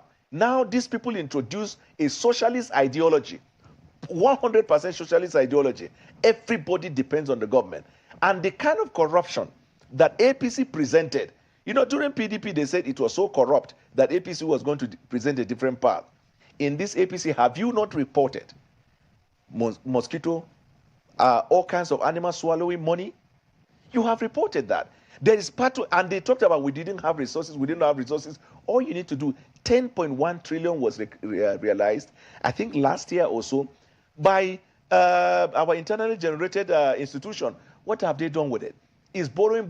Now, if you look at the manifesto of APC and Asiwaju, you will discover that every promise that he put in there, unless he can show that there's a plan to create production, generate Nigerians to everything is about borrowing. And they may end up borrowing your intestine, your kidney, and every part of your being for the things that they want to do. But much more than that, they can't be trusted because Nigerians have seen it in the last 8 years. The last 8 years is the worst that has ever happened in the history of the Republic, even from when Nigeria gained independence. We have seen the worst of Nigeria in the last 8 years. Nobody will want another 4 years of the last 8 years. They've been dismissed. In terms of Peter Obi, I was granting an interview to international media yesterday when they were asking of his phenomenon. I said, Peter Obi is packaged by 3 elements. Element number 1, somebody wanted a third term, and Peter Obi present that path.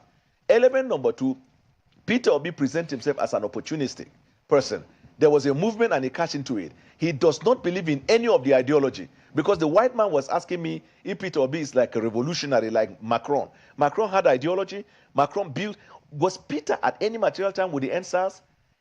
Have you seen Peter in any activities around the policies they gather? You don't think that his popular slogan of taking Nigeria from consumption to production is any kind of ideology? It's the biggest scam actually. Because one, when you say you're taking Nigeria from consumption to production, there are 2 ways you can do that. 1, clearly define the how.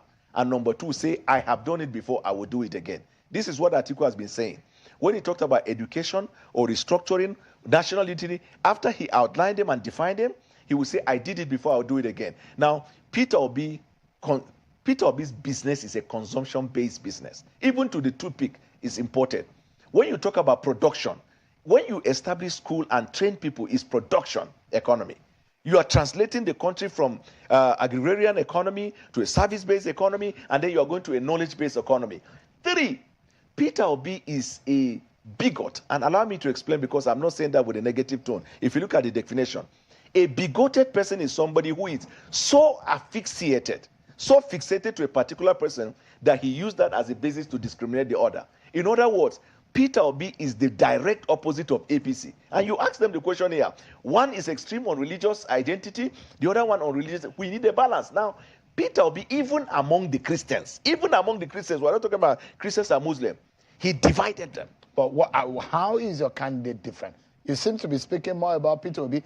Does he look like a threat to your party? No. We answer questions. Can I be honest with you? Go ahead, please. I told him yesterday, in the international television, I said, you might be shocked to wake up in the morning and see that you have overbloated and overestimated Peter. We did a research. 57.3% of the engagement for Peter Obi on social media were algorithm manipulated. And most of these people are both or that they don't even live in Nigeria. So when Peter Obi stepped out of the social media and went into the mainstream reality in campaigns and rallies, what did you see? You didn't see anything there. And they will tell you, we know they give shishi. Peter Obi arguably has been spending the shishi, and we have seen that from reporting in Jos, in Potiskum, and in every part. Above all, sir, they say Peter Obi is a new phenomenon. And the reason why I'm saying that is to be able to answer, in what area is Peter Obi a phenomenon? This is a politician for over 20 years. This is a politician who has been a governor. This is a politician in the past 20 years of his politics cannot point at one thing that he did to suggest his belief in the young people. He did not empower young people in his state. He cannot. So that's what I'm asking. You seem to be fixated, and you are perhaps the words you use to describe Peter Obi is what is playing out.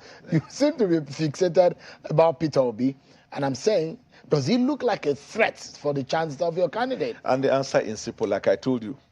I have dismissed APC with a swoop by one definition. The Nigerian people will not want 4 years of the last 8 years. I established those things to you. I don't need to go further to talk about why Nigerians should not vote for Asiwaju. There is not a single day in their campaign there was no gaffe. I am telling you the truth, and I lie not, that Nigerians people cannot vote APC. And it is not just about Asiwaju, it's about the party. That is the logo that you will see on the day of election. Now, the reason I'm reacting to Peter Obi is because the questions that come to us, they tend to try to suggest that Peter Obi is a new phenomenon, Peter Obi is liked, Peter Obi is this. Let me even tell you the aspect of religion, and I address my people.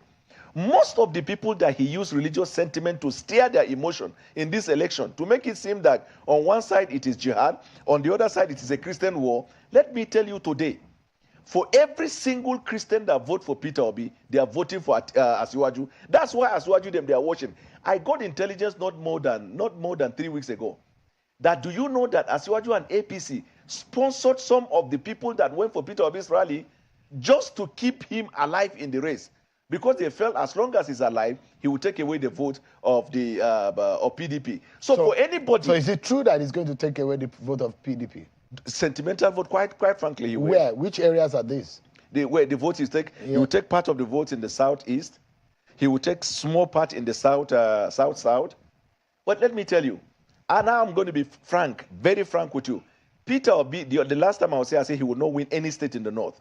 But between that time and now, 1 or 2 things have happened. I can concede to one state in the north that Peter Obi will win. But let me say something.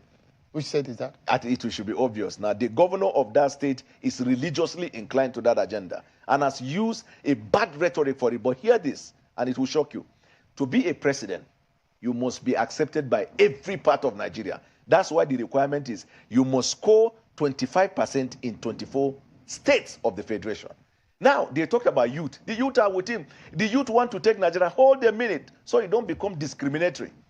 More youth are in PDP. And I can say that even in APC than in Labour. So to assume that Peter Obi is the movement of the youth in Nigeria is nothing more than discriminatory, because the youth in PDP have also the right, they have the right, first of all, to stay with the establishment if they so wish, but we are not even an establishment. So this is the point I'm saying. Peter Obi does not give me a sleepless night, but everywhere we go, we get confronted by Peter Obi phenomenon. In fact, here on your show, as soon as I entered, your first question was, your friend left. So when people want us to react, we have to be able to tell them.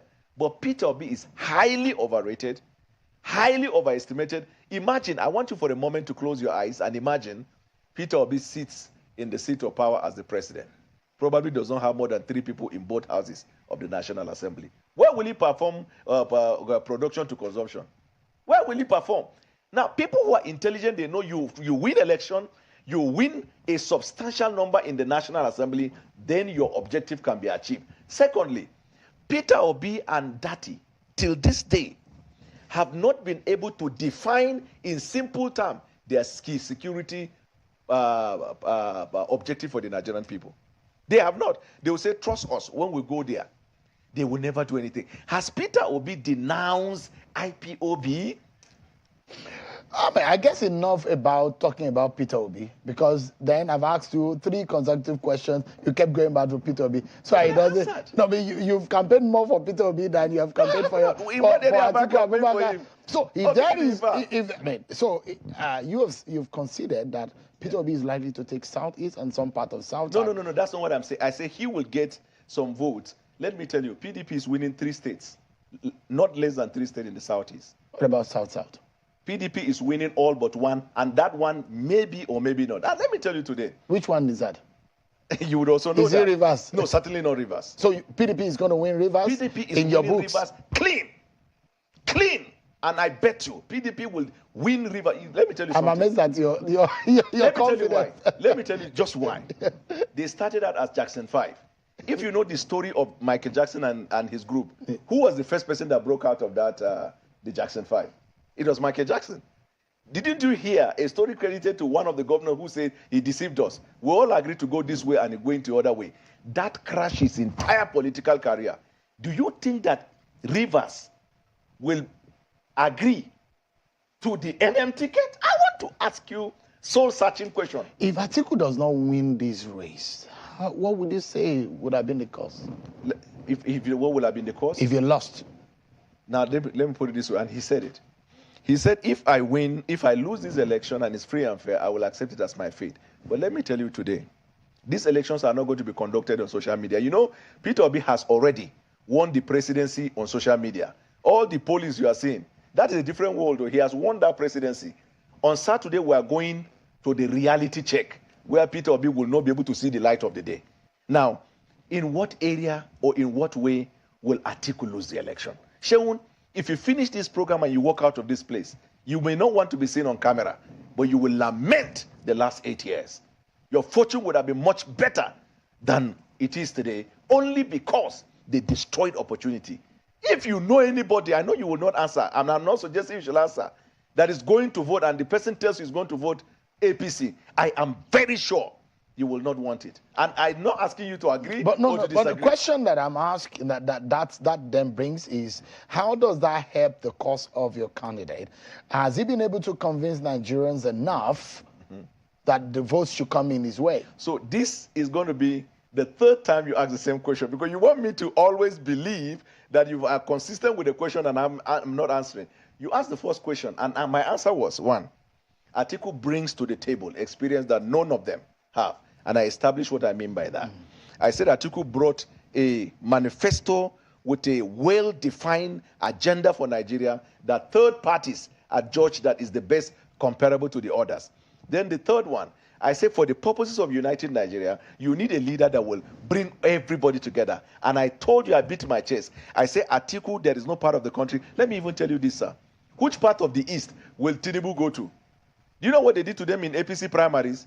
They charged them all up to go and run for president and chase them all out of that place. Tinubu cannot go to anywhere in the Southeast apart from 1 or 2 people that for business reasons will talk to him. Where will he go to in the South? And above all, the winner of this election is the winner of Northwest. All right.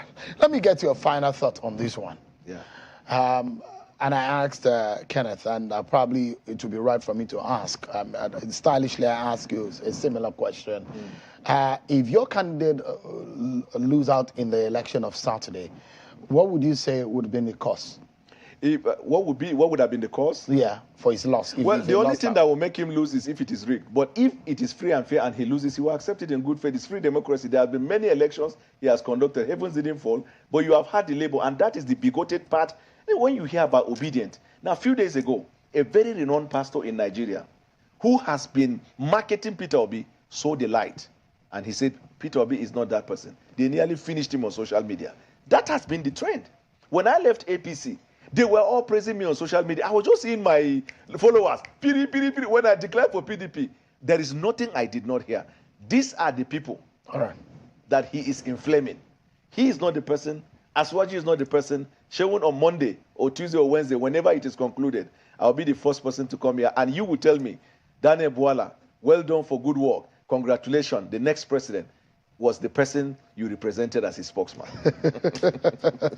If you were a prophet, I would say we'll see about it. But since you're a lawyer and a spokesperson of your party, and I know you're speaking politically, so we'll see how that goes. Thank you so much, Daniel Bwala, spokesperson of the People's Democratic Party, and Atiku Abubakar in the presidential election. Thank you so much indeed. Thank you.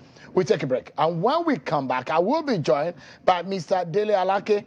He's the special advisor to Bola Tinubu in this race, and he's the one in charge of public affairs for the APC-PCC. Stay with us, everyone. We'll be right back.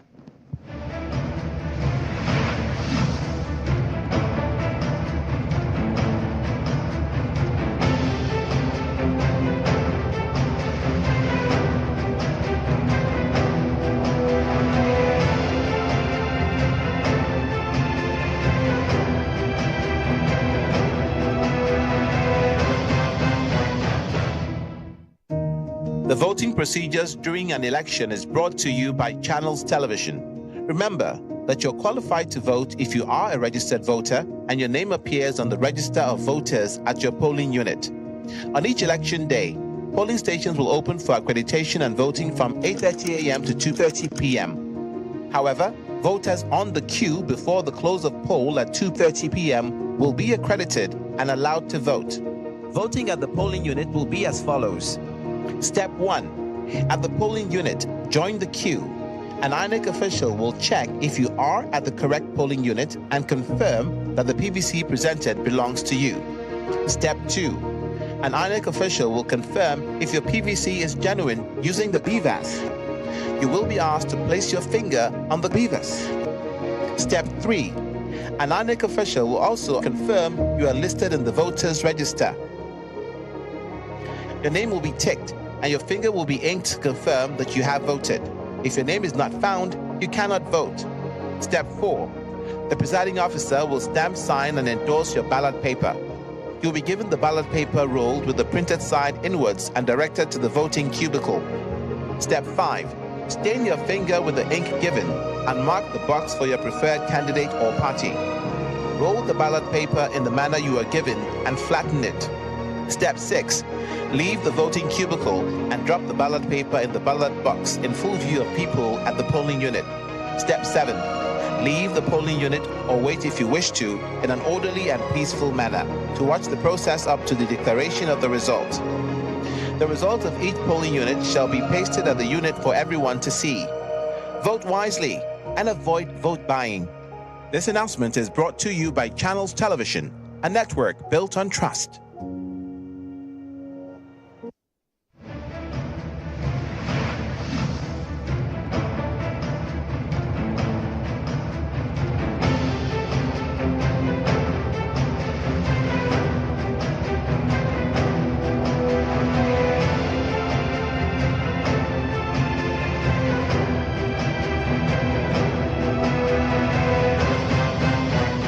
Thank you so much, everyone, for staying with us. Let's now switch gears now and look in the way of the APC. I'm being joined by the Director of Strategic Communications of the Bola Tinubu Shetima APC Presidential Campaign Council, Mr. Dele Alake. Thank you so much indeed for coming on tonight. Thank you for having me, but let me correct the title. The title. It's been mixed up severally. There's been a lot of titles recently. No? Mohammed Idris is the Director of Communications. Oh, really? Yes, Strategic Communications. I'm the Special Advisor on Media, Communications, Public Affairs. Interesting. Right. Oh, so it's good to see you. How's it going with your campaign? Very, very well. You know, we wound up the rallies 2 days back in Lagos. And today we're winding up all campaigns just to follow the laid down regulations. By midnight tonight, there will be no more. I have actually issued a statement to that effect. No more advertorials, commercials, jingles, whatever, from our camp from midnight tonight to follow the laid down rules and regulations. That's what the law says. Yes, so, yes. But it's been very exhilarating campaign so far. Yeah. Very exciting. And it's a familiar terrain to us, so there are no surprises. And we've been quite elated at the enthusiastic reception that our candidate has received all over the country. And I'm sure you and all Nigerians will see and attest to the fact of the tumultuous crowd that attended his rallies everywhere. You saw the grand finale in Lagos. I mean, there has been nothing, no party has ever evinced such animation, natural animation from the people. And, it was just too exciting. It was interesting to watch them lining the route from Ikeja Airport all the way to the stadium, Surulere Stadium. In fact, personally, I've been involved as a participant observer in campaigns and elections in this country in the last 40 years. I haven't seen that kind of crowd lining the route. I mean, enthusiastically, naturally, from Ikeja Airport to the... You know how many kilometers that's... Yeah, but Tinubu is not seeking votes alone in Lagos State. I mean, he's looking for votes across the country. Right. And statutorily, is what the law says. He needs to win 24 states. Correct. And the FCT. Correct. So, in that sense, has the campaign given you that confidence to say, with all of what we have seen, you are home and dry? That's what I just said. That everywhere he went, or we went for the rallies, in every part of this country, the reception has been exhilarating.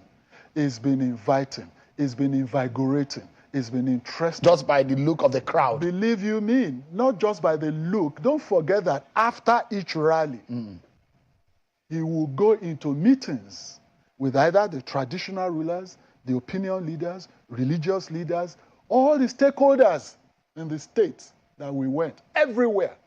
He had interactive sessions with all of these people, and everywhere we came to the conclusion that he's the man to beat. He's taking the trophy. So there are a few issues in this campaign which a lot of Nigerians watch, and millions of them tonight will perhaps... You are perhaps, by so many reasons, you are one of the closest person to Bola Tinubu. And they will probably need some clarity and convincing tonight. Some of the people that I've spoken with tonight had put a question mark on the fitness of your candidate. What do you have to say to that? Thank you very much for that question. I always say in my submissions, whether at lectures, symposia, analysis and interviews, that we must have the capacity to analyze situations.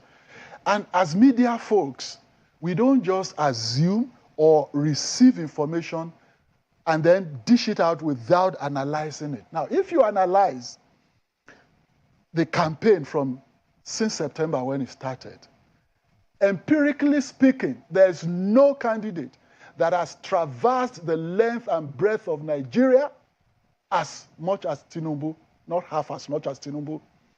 There is no candidate that has gone into interactive sessions, the town hall meetings that others copied. Tinubu initiated it with the famous Lagos town hall meeting at a hotel with the business, the organized private sector. That was the first town hall meeting by any candidate in this campaign season. He initiated it at a hotel. And subsequently, he has done 15 across the country, across a broad strata of society, civil society, farmers, miners, agri people, all kinds of labor unions. He has interacted with all of these people, and he has gone everywhere. No candidate, if we are honest with ourselves, no candidate has worked half as hard as Bola Tinubu in this campaign season. Now, can anybody who doesn't have a good health do that? Can anybody with some kind of ailment put himself through that punishing schedule, all through, without let or hindrance, campaigning back to back on a daily basis, and interacting with people, with different stakeholders in this society? How can anybody? Why do your opponents believe that your candidate is not fit? That's propaganda. You call a dog a bad name to hang it, because, again, they have nothing, no issues, no germane issues to argue with Bola Tinubu. Now, when you know that you don't have any serious issue of substance to discuss in this campaign, you resort to the gutter snipe, you resort to negativity, you resort to invectives and expletives, because there's no substance. They don't have substance. Atiku doesn't have substance. Obi does not have substance. Obi is one of the flukes thrown up by this campaign. Obi has never answered a question in a straightforward manner. He goes in a circumlocuous manner, gerrymandering, and at the end of the day, it's all smoke. It ends up in smoke, no substance, nothing concrete you can bring out of it. He spews up all kinds of inanities in terms of statistics, false statistics. At the end of the day, they all end up as flashes in the pan. Now, Atiku has been one of the most consistently inconsistent politicians that this Nigeria has ever witnessed. Since 1993, Atiku has been a serial loser in this game. And he has been in the PDP. He jumped ship. He was provided a platform by this same Asiwaju Tinubu in 2006, 2007. I wasn't told, I was there. I was a participant observer in that process. Atiku came to AC/ACN, then jumped back to PDP when his ambition wasn't realized there. And then when he says that his ambition also failed to be realized in PDP, jumped ship again to APC. And then when he couldn't clinch the ticket in APC, jumped back to, come on. Come on. Your opponents will easily say. The same thing with Obi. Yeah. He was in ABGA, jumped to PDP. When he couldn't, then bought the ticket. Does that take away the capacity of them running the affairs of this country? It does, in a sense. Look, one of the attributes of good progressive leadership anywhere in the world is vision, knowledge, and courage. These three critical attributes, Asiwaju has them. These other three don't. And consistency is a factor of courage or boldness. Whether the situation suits you or not, if you are consistent, it shows a strength of character, which they don't have. So it takes a lot away from their capacity to rule this country. When you say this, Mr. Lake, easily your opponent will pick holes in whatever you have said, and they have said it severally, that your candidate and your principal is the man who said he's had an eternal dream of wanting to be the president of this country. Is that a crime? And you are having a dream. Is that a crime? No, you speaking Even about Martin Luther King had a dream that one day the black man will be liberated in the U.S. And it came to pass when Obama became president of the U.S. Is that some kind of fixation? Having a dream is not a crime. But it is when you give it a negative connotation, depending on your political perspective, that you then turn it into a negative thing. It's not a crime. So is that a fixation? No. And it comes to the question of when again, he said that is popular a negative connotation of dreaming. Having a dream is different from having a fixation. Now, when you have a fixation, go and look at the definition of it. If you have a fixation on something that is positive, you could have a fixation to correct the ills of this country. That's not necessarily a crime, nor negative. It's when you have a fixation on something negative that you can then begin to question the motive and the rationale for that. But having a fixation or a dream to be president of this country, to write when you know that you have what it takes to really take the country, extricate it from the quagmire, as it were, that's not a negative So it's a dream. must for Tinubu to be president of this country. Oh, why should it be a must? That's what I'm asking. You said a Is dream. it a fixation? And I said a dream is not necessarily a crime, nor negative. So a fixation can also be a positive fixation. Where we are coming from was the point where you said Atiku Abubakar has been jumping. Yeah, perhaps that is inconsistent. That's probably a dream that he Even in had. this last currency issue, he has shown himself as inconsistent. And you know it. Nigerians know it. There's no point arguing that. It's a fact. Let me allow you to be able to respond, because this is a very good opportunity for you to be able to deal with a lot of issues that have been brought up, not only tonight, but severally. In fact, one of the guests tonight is at peak old in part of fitness, who said cognitively that they do not trust your candidate and your principal, that in fact, at some point in the rally, there was a national anthem being sung, and your candidate raised his both hands up, raising his walking stick and raised it up. I mean, how do you explain those kind of situation? Right. Because these are issues that are out there anyways, and they have also raised question about some of what they have described as the faux pas of some mistakes that have been made by your candidate. How do you describe it, or how do you respond to it? Every human being, no human being is infallible, including you and I. We also make our own slips. You make your own slips. I make mine. And you are not his age. You are not at his status. You don't go through the kind of schedule that he goes through. Atiku has been seen making gaffes and faux pas severally. Obi, who claims to be the symbol of the youth, has been seen making gaffes.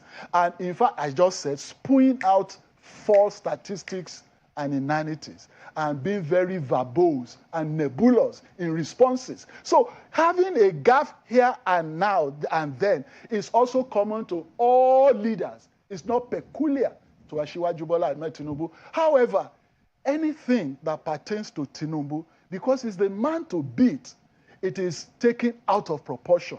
It is exaggerated. It's overblown. Now, there's, in my part of the country where I come from, there's an adage that says that it is only the tree that is full of fruits that people throw stones at. You never see people throwing stones at a dry tree without fruits. It's because Asiwaju is the man to beat, is the front runner, and all the others are throwing stones at him. They exaggerate whatever it is that is associated with Asiwaju, whereas all others have the same or worse gaffes, faux pas, or errors. The question. So there's no big deal about that. That does not, look, when you want to know a man's capacity, it is not the fact that he makes a slip that is human, like everybody else. You have to look at a man who says he wants to be president. We want to see where he's coming from. When he had the opportunity to be in public office, what did he do? What were the enduring legacies and structures that he put in place that people can point at today? Obi was governor too for 8 years. Asiwaju was governor too for 8 years. I do not see a mass of people rushing from Lagos to go and live in Anambra. Whereas the reverse is the opposite. I mean, it's the situation. People rush from Alhambra to come and live in Lagos. If Lagos were not to be made so conducive, that won't happen. Where did Obi hold his own grand finale rally? Did he hold it in Alhambra? He held it in Lagos. Asiwaju held his own in Lagos. Atiku held his own in Adamawa. Obi held his own in Lagos. Why didn't he hold it in Anambra? If he performed and left enduring legacies that will be a testament to his capacity and capabilities to go higher. So these are issues that should be put in the front burner, not inanities, mundane, ridiculous, issues that don't have any direct impact on the capacity and the track record of those who want to be our president, our leader. We're due for a break, and perhaps one of the questions or the crux of the question is because here on this platform, on this channel, we're known for staying on the issues and we deal with the meat of the matter. The question is, if you talked about Bola Tinubu and his track record, how much of the trust can Nigerians give him now? So we'll come back from the break and we'll hear more from Mr. Dele Alake. Stay with us, everyone. We'll be right back.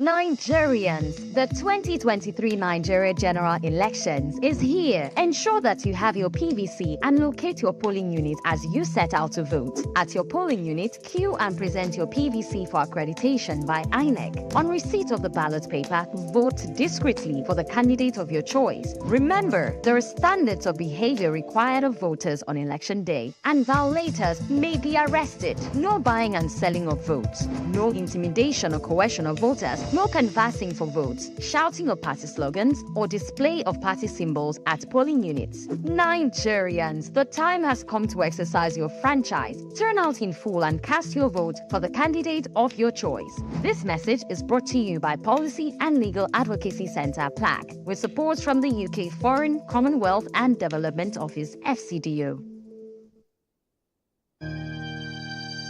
Let's build a nation that will stand.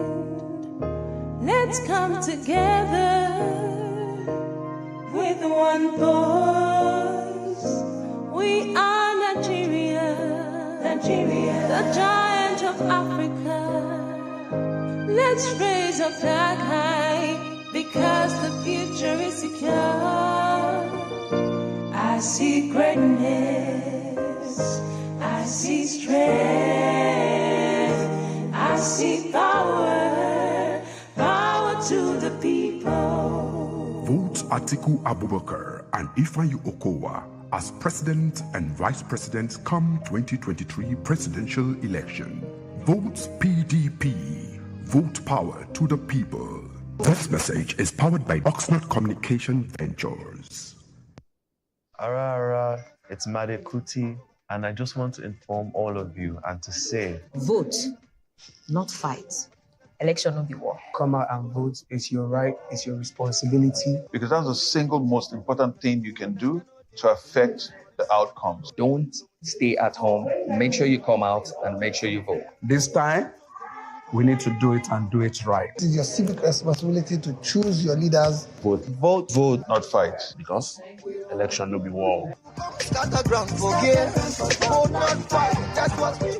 Nigerians, the 2023 Nigeria General Elections is here. Ensure that you have your PVC and locate your polling unit as you set out to vote. At your polling unit, queue and present your PVC for accreditation by INEC. On receipt of the ballot paper, vote discreetly for the candidate of your choice. Remember, there are standards of behavior required of voters on election day, and violators may be arrested. no buying and selling of votes, no intimidation or coercion of voters, no canvassing for votes, shouting of party slogans, or display of party symbols at polling units. Nigerians, the time has come to exercise your franchise. Turn out in full and cast your vote for the candidate of your choice. This message is brought to you by Policy and Legal Advocacy Centre, PLAC, with support from the UK Foreign, Commonwealth and Development Office, FCDO. Nigeria needs focused leadership to take decisive action to end insecurity, reposition our economy for businesses to thrive, and restore total peace in the land. Tinubu is the right man for the job. Through innovation and technology, he will reposition Nigeria for businesses to thrive. Nigeria will export more and import less. Tinubu will reposition the agricultural sector for food security and improve farmers' welfare. Electricity will be reformed for a brighter Nigeria. Health, education, and housing will be more accessible and affordable. Nigeria will be transformed into an entertainment powerhouse, a home of sporting achievement, and a renowned tourist destination. Tinubu's government will build a Nigeria where we prosper together. He has done it before, and he will do it again for Nigeria. For renewed hope 2023, vote Asiwaju Bola Ahmed Tinubu and Senator Kashim Shettima as President and Vice President of Nigeria. Vote APC. Which kind wire you go need to light up your light? Oh, man, the quality wire. Which kind cable you go need to light up your house? Oh, man, the quality cable. Coleman quality. Coleman wire. Coleman durable. Coleman cable. Coleman cable. Coleman cable for any kind of project. Coleman. Come and be the bar. Come and see. Come and be the bar. Coleman won't light up your life. Come and be the bar. Come and see. Come and be the C-O-L-E-M-A-A. Quality, quality. Durable, oh yeah. Come and be the barber.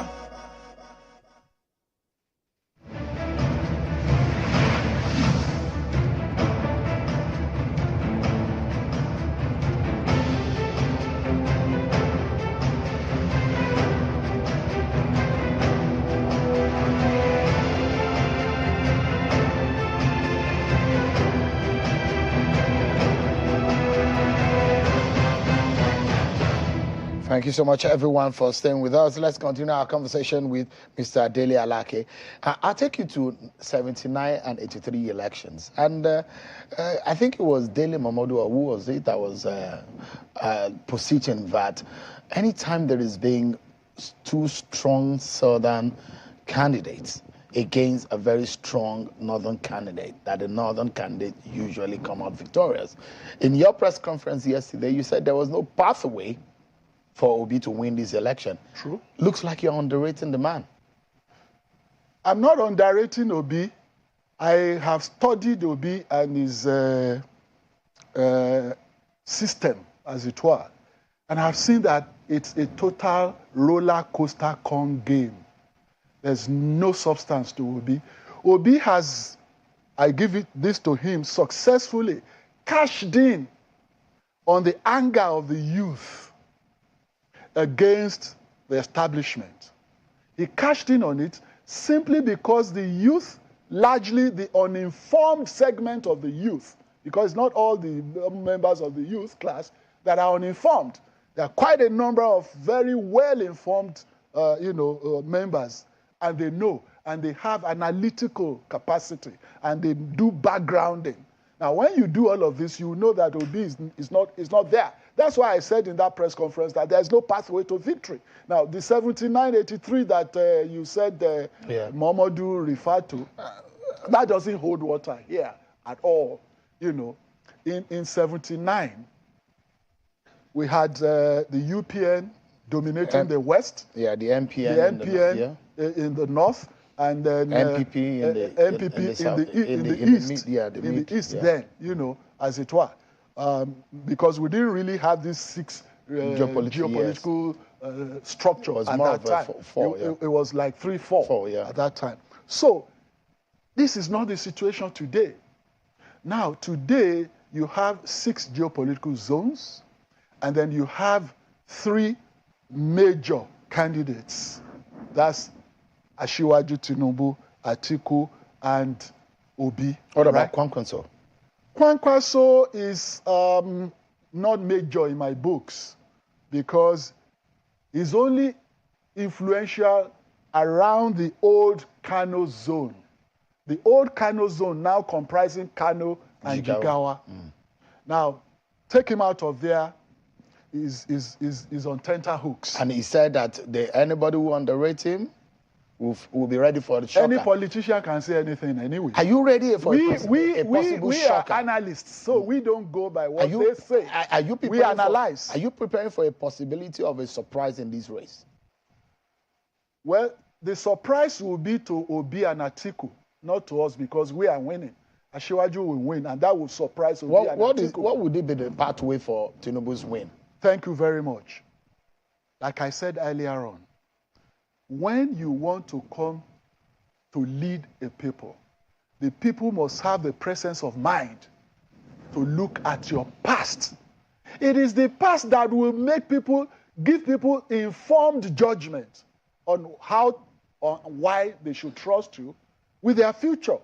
Now, if you have not really shown up any concrete evidence of good governance, of laying enduring structures where you had an exposure into public office, how do you expect people to trust you with their future? Now, Asiwaju has amply demonstrated beyond all reasonable doubt that he has the wand to remove Nigeria. Now, first of all, ab initio, this very democracy that we are practicing, that everybody has taken for granted, that Obi and Atiku have taken for granted, who among the present presidential candidates fought for this democracy with everything?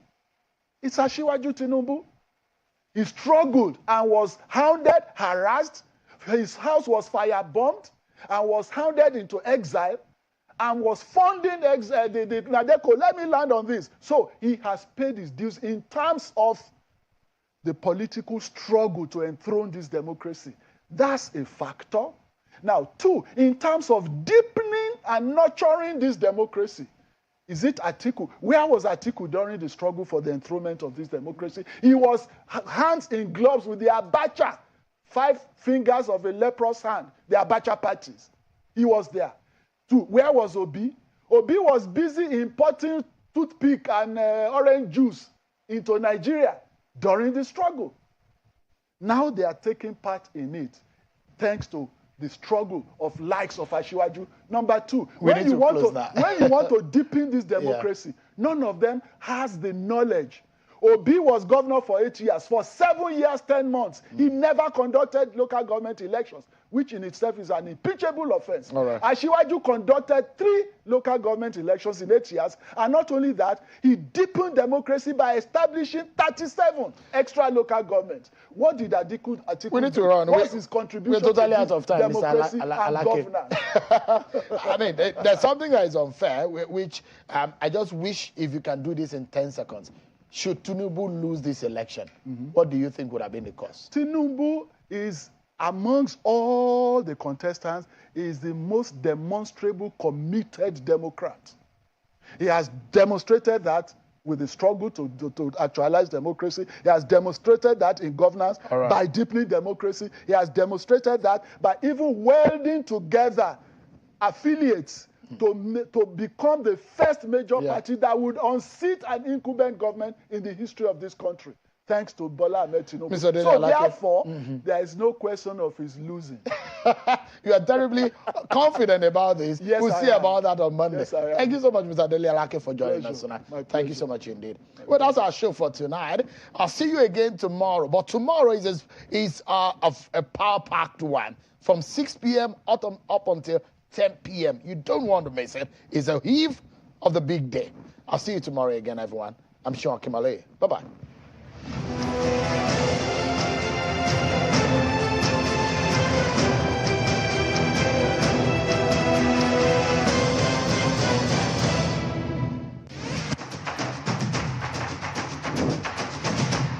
You're welcome to Elections 101 in 5, your step-by-step guide to Nigeria's electoral process, as well as the show that talks about how and not who to vote. It's brought to you by INEC Africa and supported by the UNDP. I am Samson Itodo. What are spoiled ballot papers is our question of the day. We asked some Nigerians, and here is how they responded. The election will be rigged now. My vote will not count. Anybody must do election or voting with his sense. The ballot paper is an important and sensitive material that is expected to be treated by both you as the voter as well as the INEC official with the highest sense of sensitivity and responsibility. So if a ballot paper is badly torn by the presiding officer or an INEC official when detaching it from the ballot booklet, or the ballot paper is by accident mishandled in such a manner that the ballot paper cannot be used for voting, those are spoiled ballot papers according to the guidelines provided by INEC on the elections. A voter who by accident spoils his or her ballot paper such that it cannot be used for voting, that voter may present the spoiled ballot paper to the presiding officer. And if the presiding officer is satisfied that the ballot paper is spoiled, the presiding officer shall issue another ballot paper to the voter in place of the spoiled ballot paper. And that spoiled ballot paper shall be marked cancelled by the presiding officer, and the presiding officer is required to record that cancelled ballot paper or that cancelled spoiled ballot paper in the form, and the form is the form EC40B in the polling unit booklet, and then put or insert, the spoiled ballot paper in an envelope regarded or referred to as the EC50A. So when the last voter on the queue has voted and voting is declared closed at the appropriate time, the ballots are sorted, counted, and the vote scored by each party is recorded on the result sheet. The rejected and the spoiled ballot are also counted and announced. And one of the reasons why it's important to account, for spoiled ballot papers is to ensure that there is no inconsistency or discrepancy between the number of ballot papers as well as the votes recorded. Because when the total sum of spoiled ballot papers and rejected ballots and valid votes is not equal to the total number of used ballot papers, then an anomaly exists in that polling unit. And then the party agents and the presiding officer for that polling unit would have to reconcile the figures. So note that in the consideration of the election for a particular polling unit, the rejected ballot, the spoiled ballot, as well as the total number of ballots cast or vote cast will be considered and calculated to determine the credibility of the election in that polling unit and to ensure that no anomaly exists in the accounting at the polling units. And that's Elections 101 in 5. But before we go, remember to locate and confirm your polling unit before election day. This is important because your polling unit may have moved or changed because INEC has migrated some voters to new polling units. And the way to locate and verify your polling units through the options displayed on your screen on INEC's website, via text messages, as well as via the WhatsApp chatbot provided. If you have any questions or topics you want us to treat, please feel free to reach us using the handles and the addresses displayed on your screen. You can also watch previous episodes on our YouTube channel, INEC Africa TV. Don't forget, there is also an option to inquire or get answers to your boiling questions on WhatsApp using the WhatsApp chatbot, My Election Buddy. To chat on WhatsApp, to ask any question, please send hello to the number displayed on your screen, as well as the link that takes you directly to the WhatsApp chatbot. Thank you for watching. I am Samson Itodo. Remember, your vote can make a difference use it wisely. See you next time.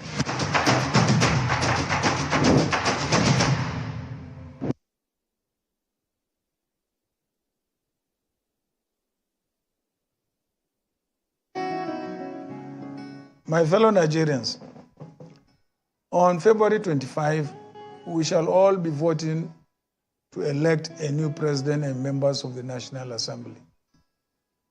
I urge you to go out and vote. It is your right. Exercise it without fail and do so peacefully. It is with your vote that you can influence the direction of this country.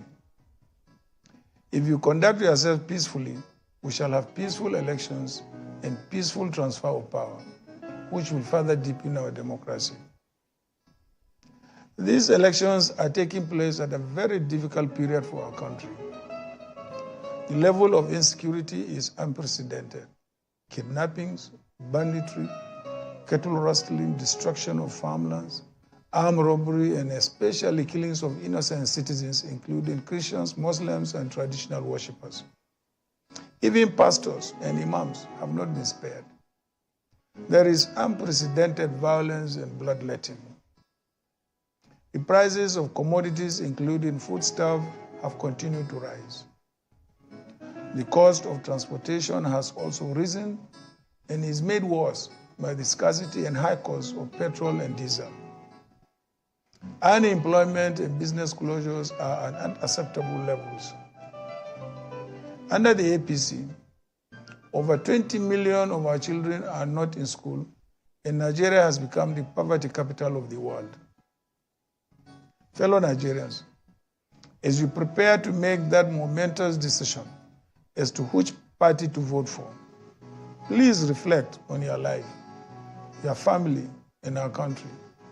Think about the state of our dear country and your personal situation. Are you better off now than you were 8 years ago when the APC took over power? Do you feel more secure?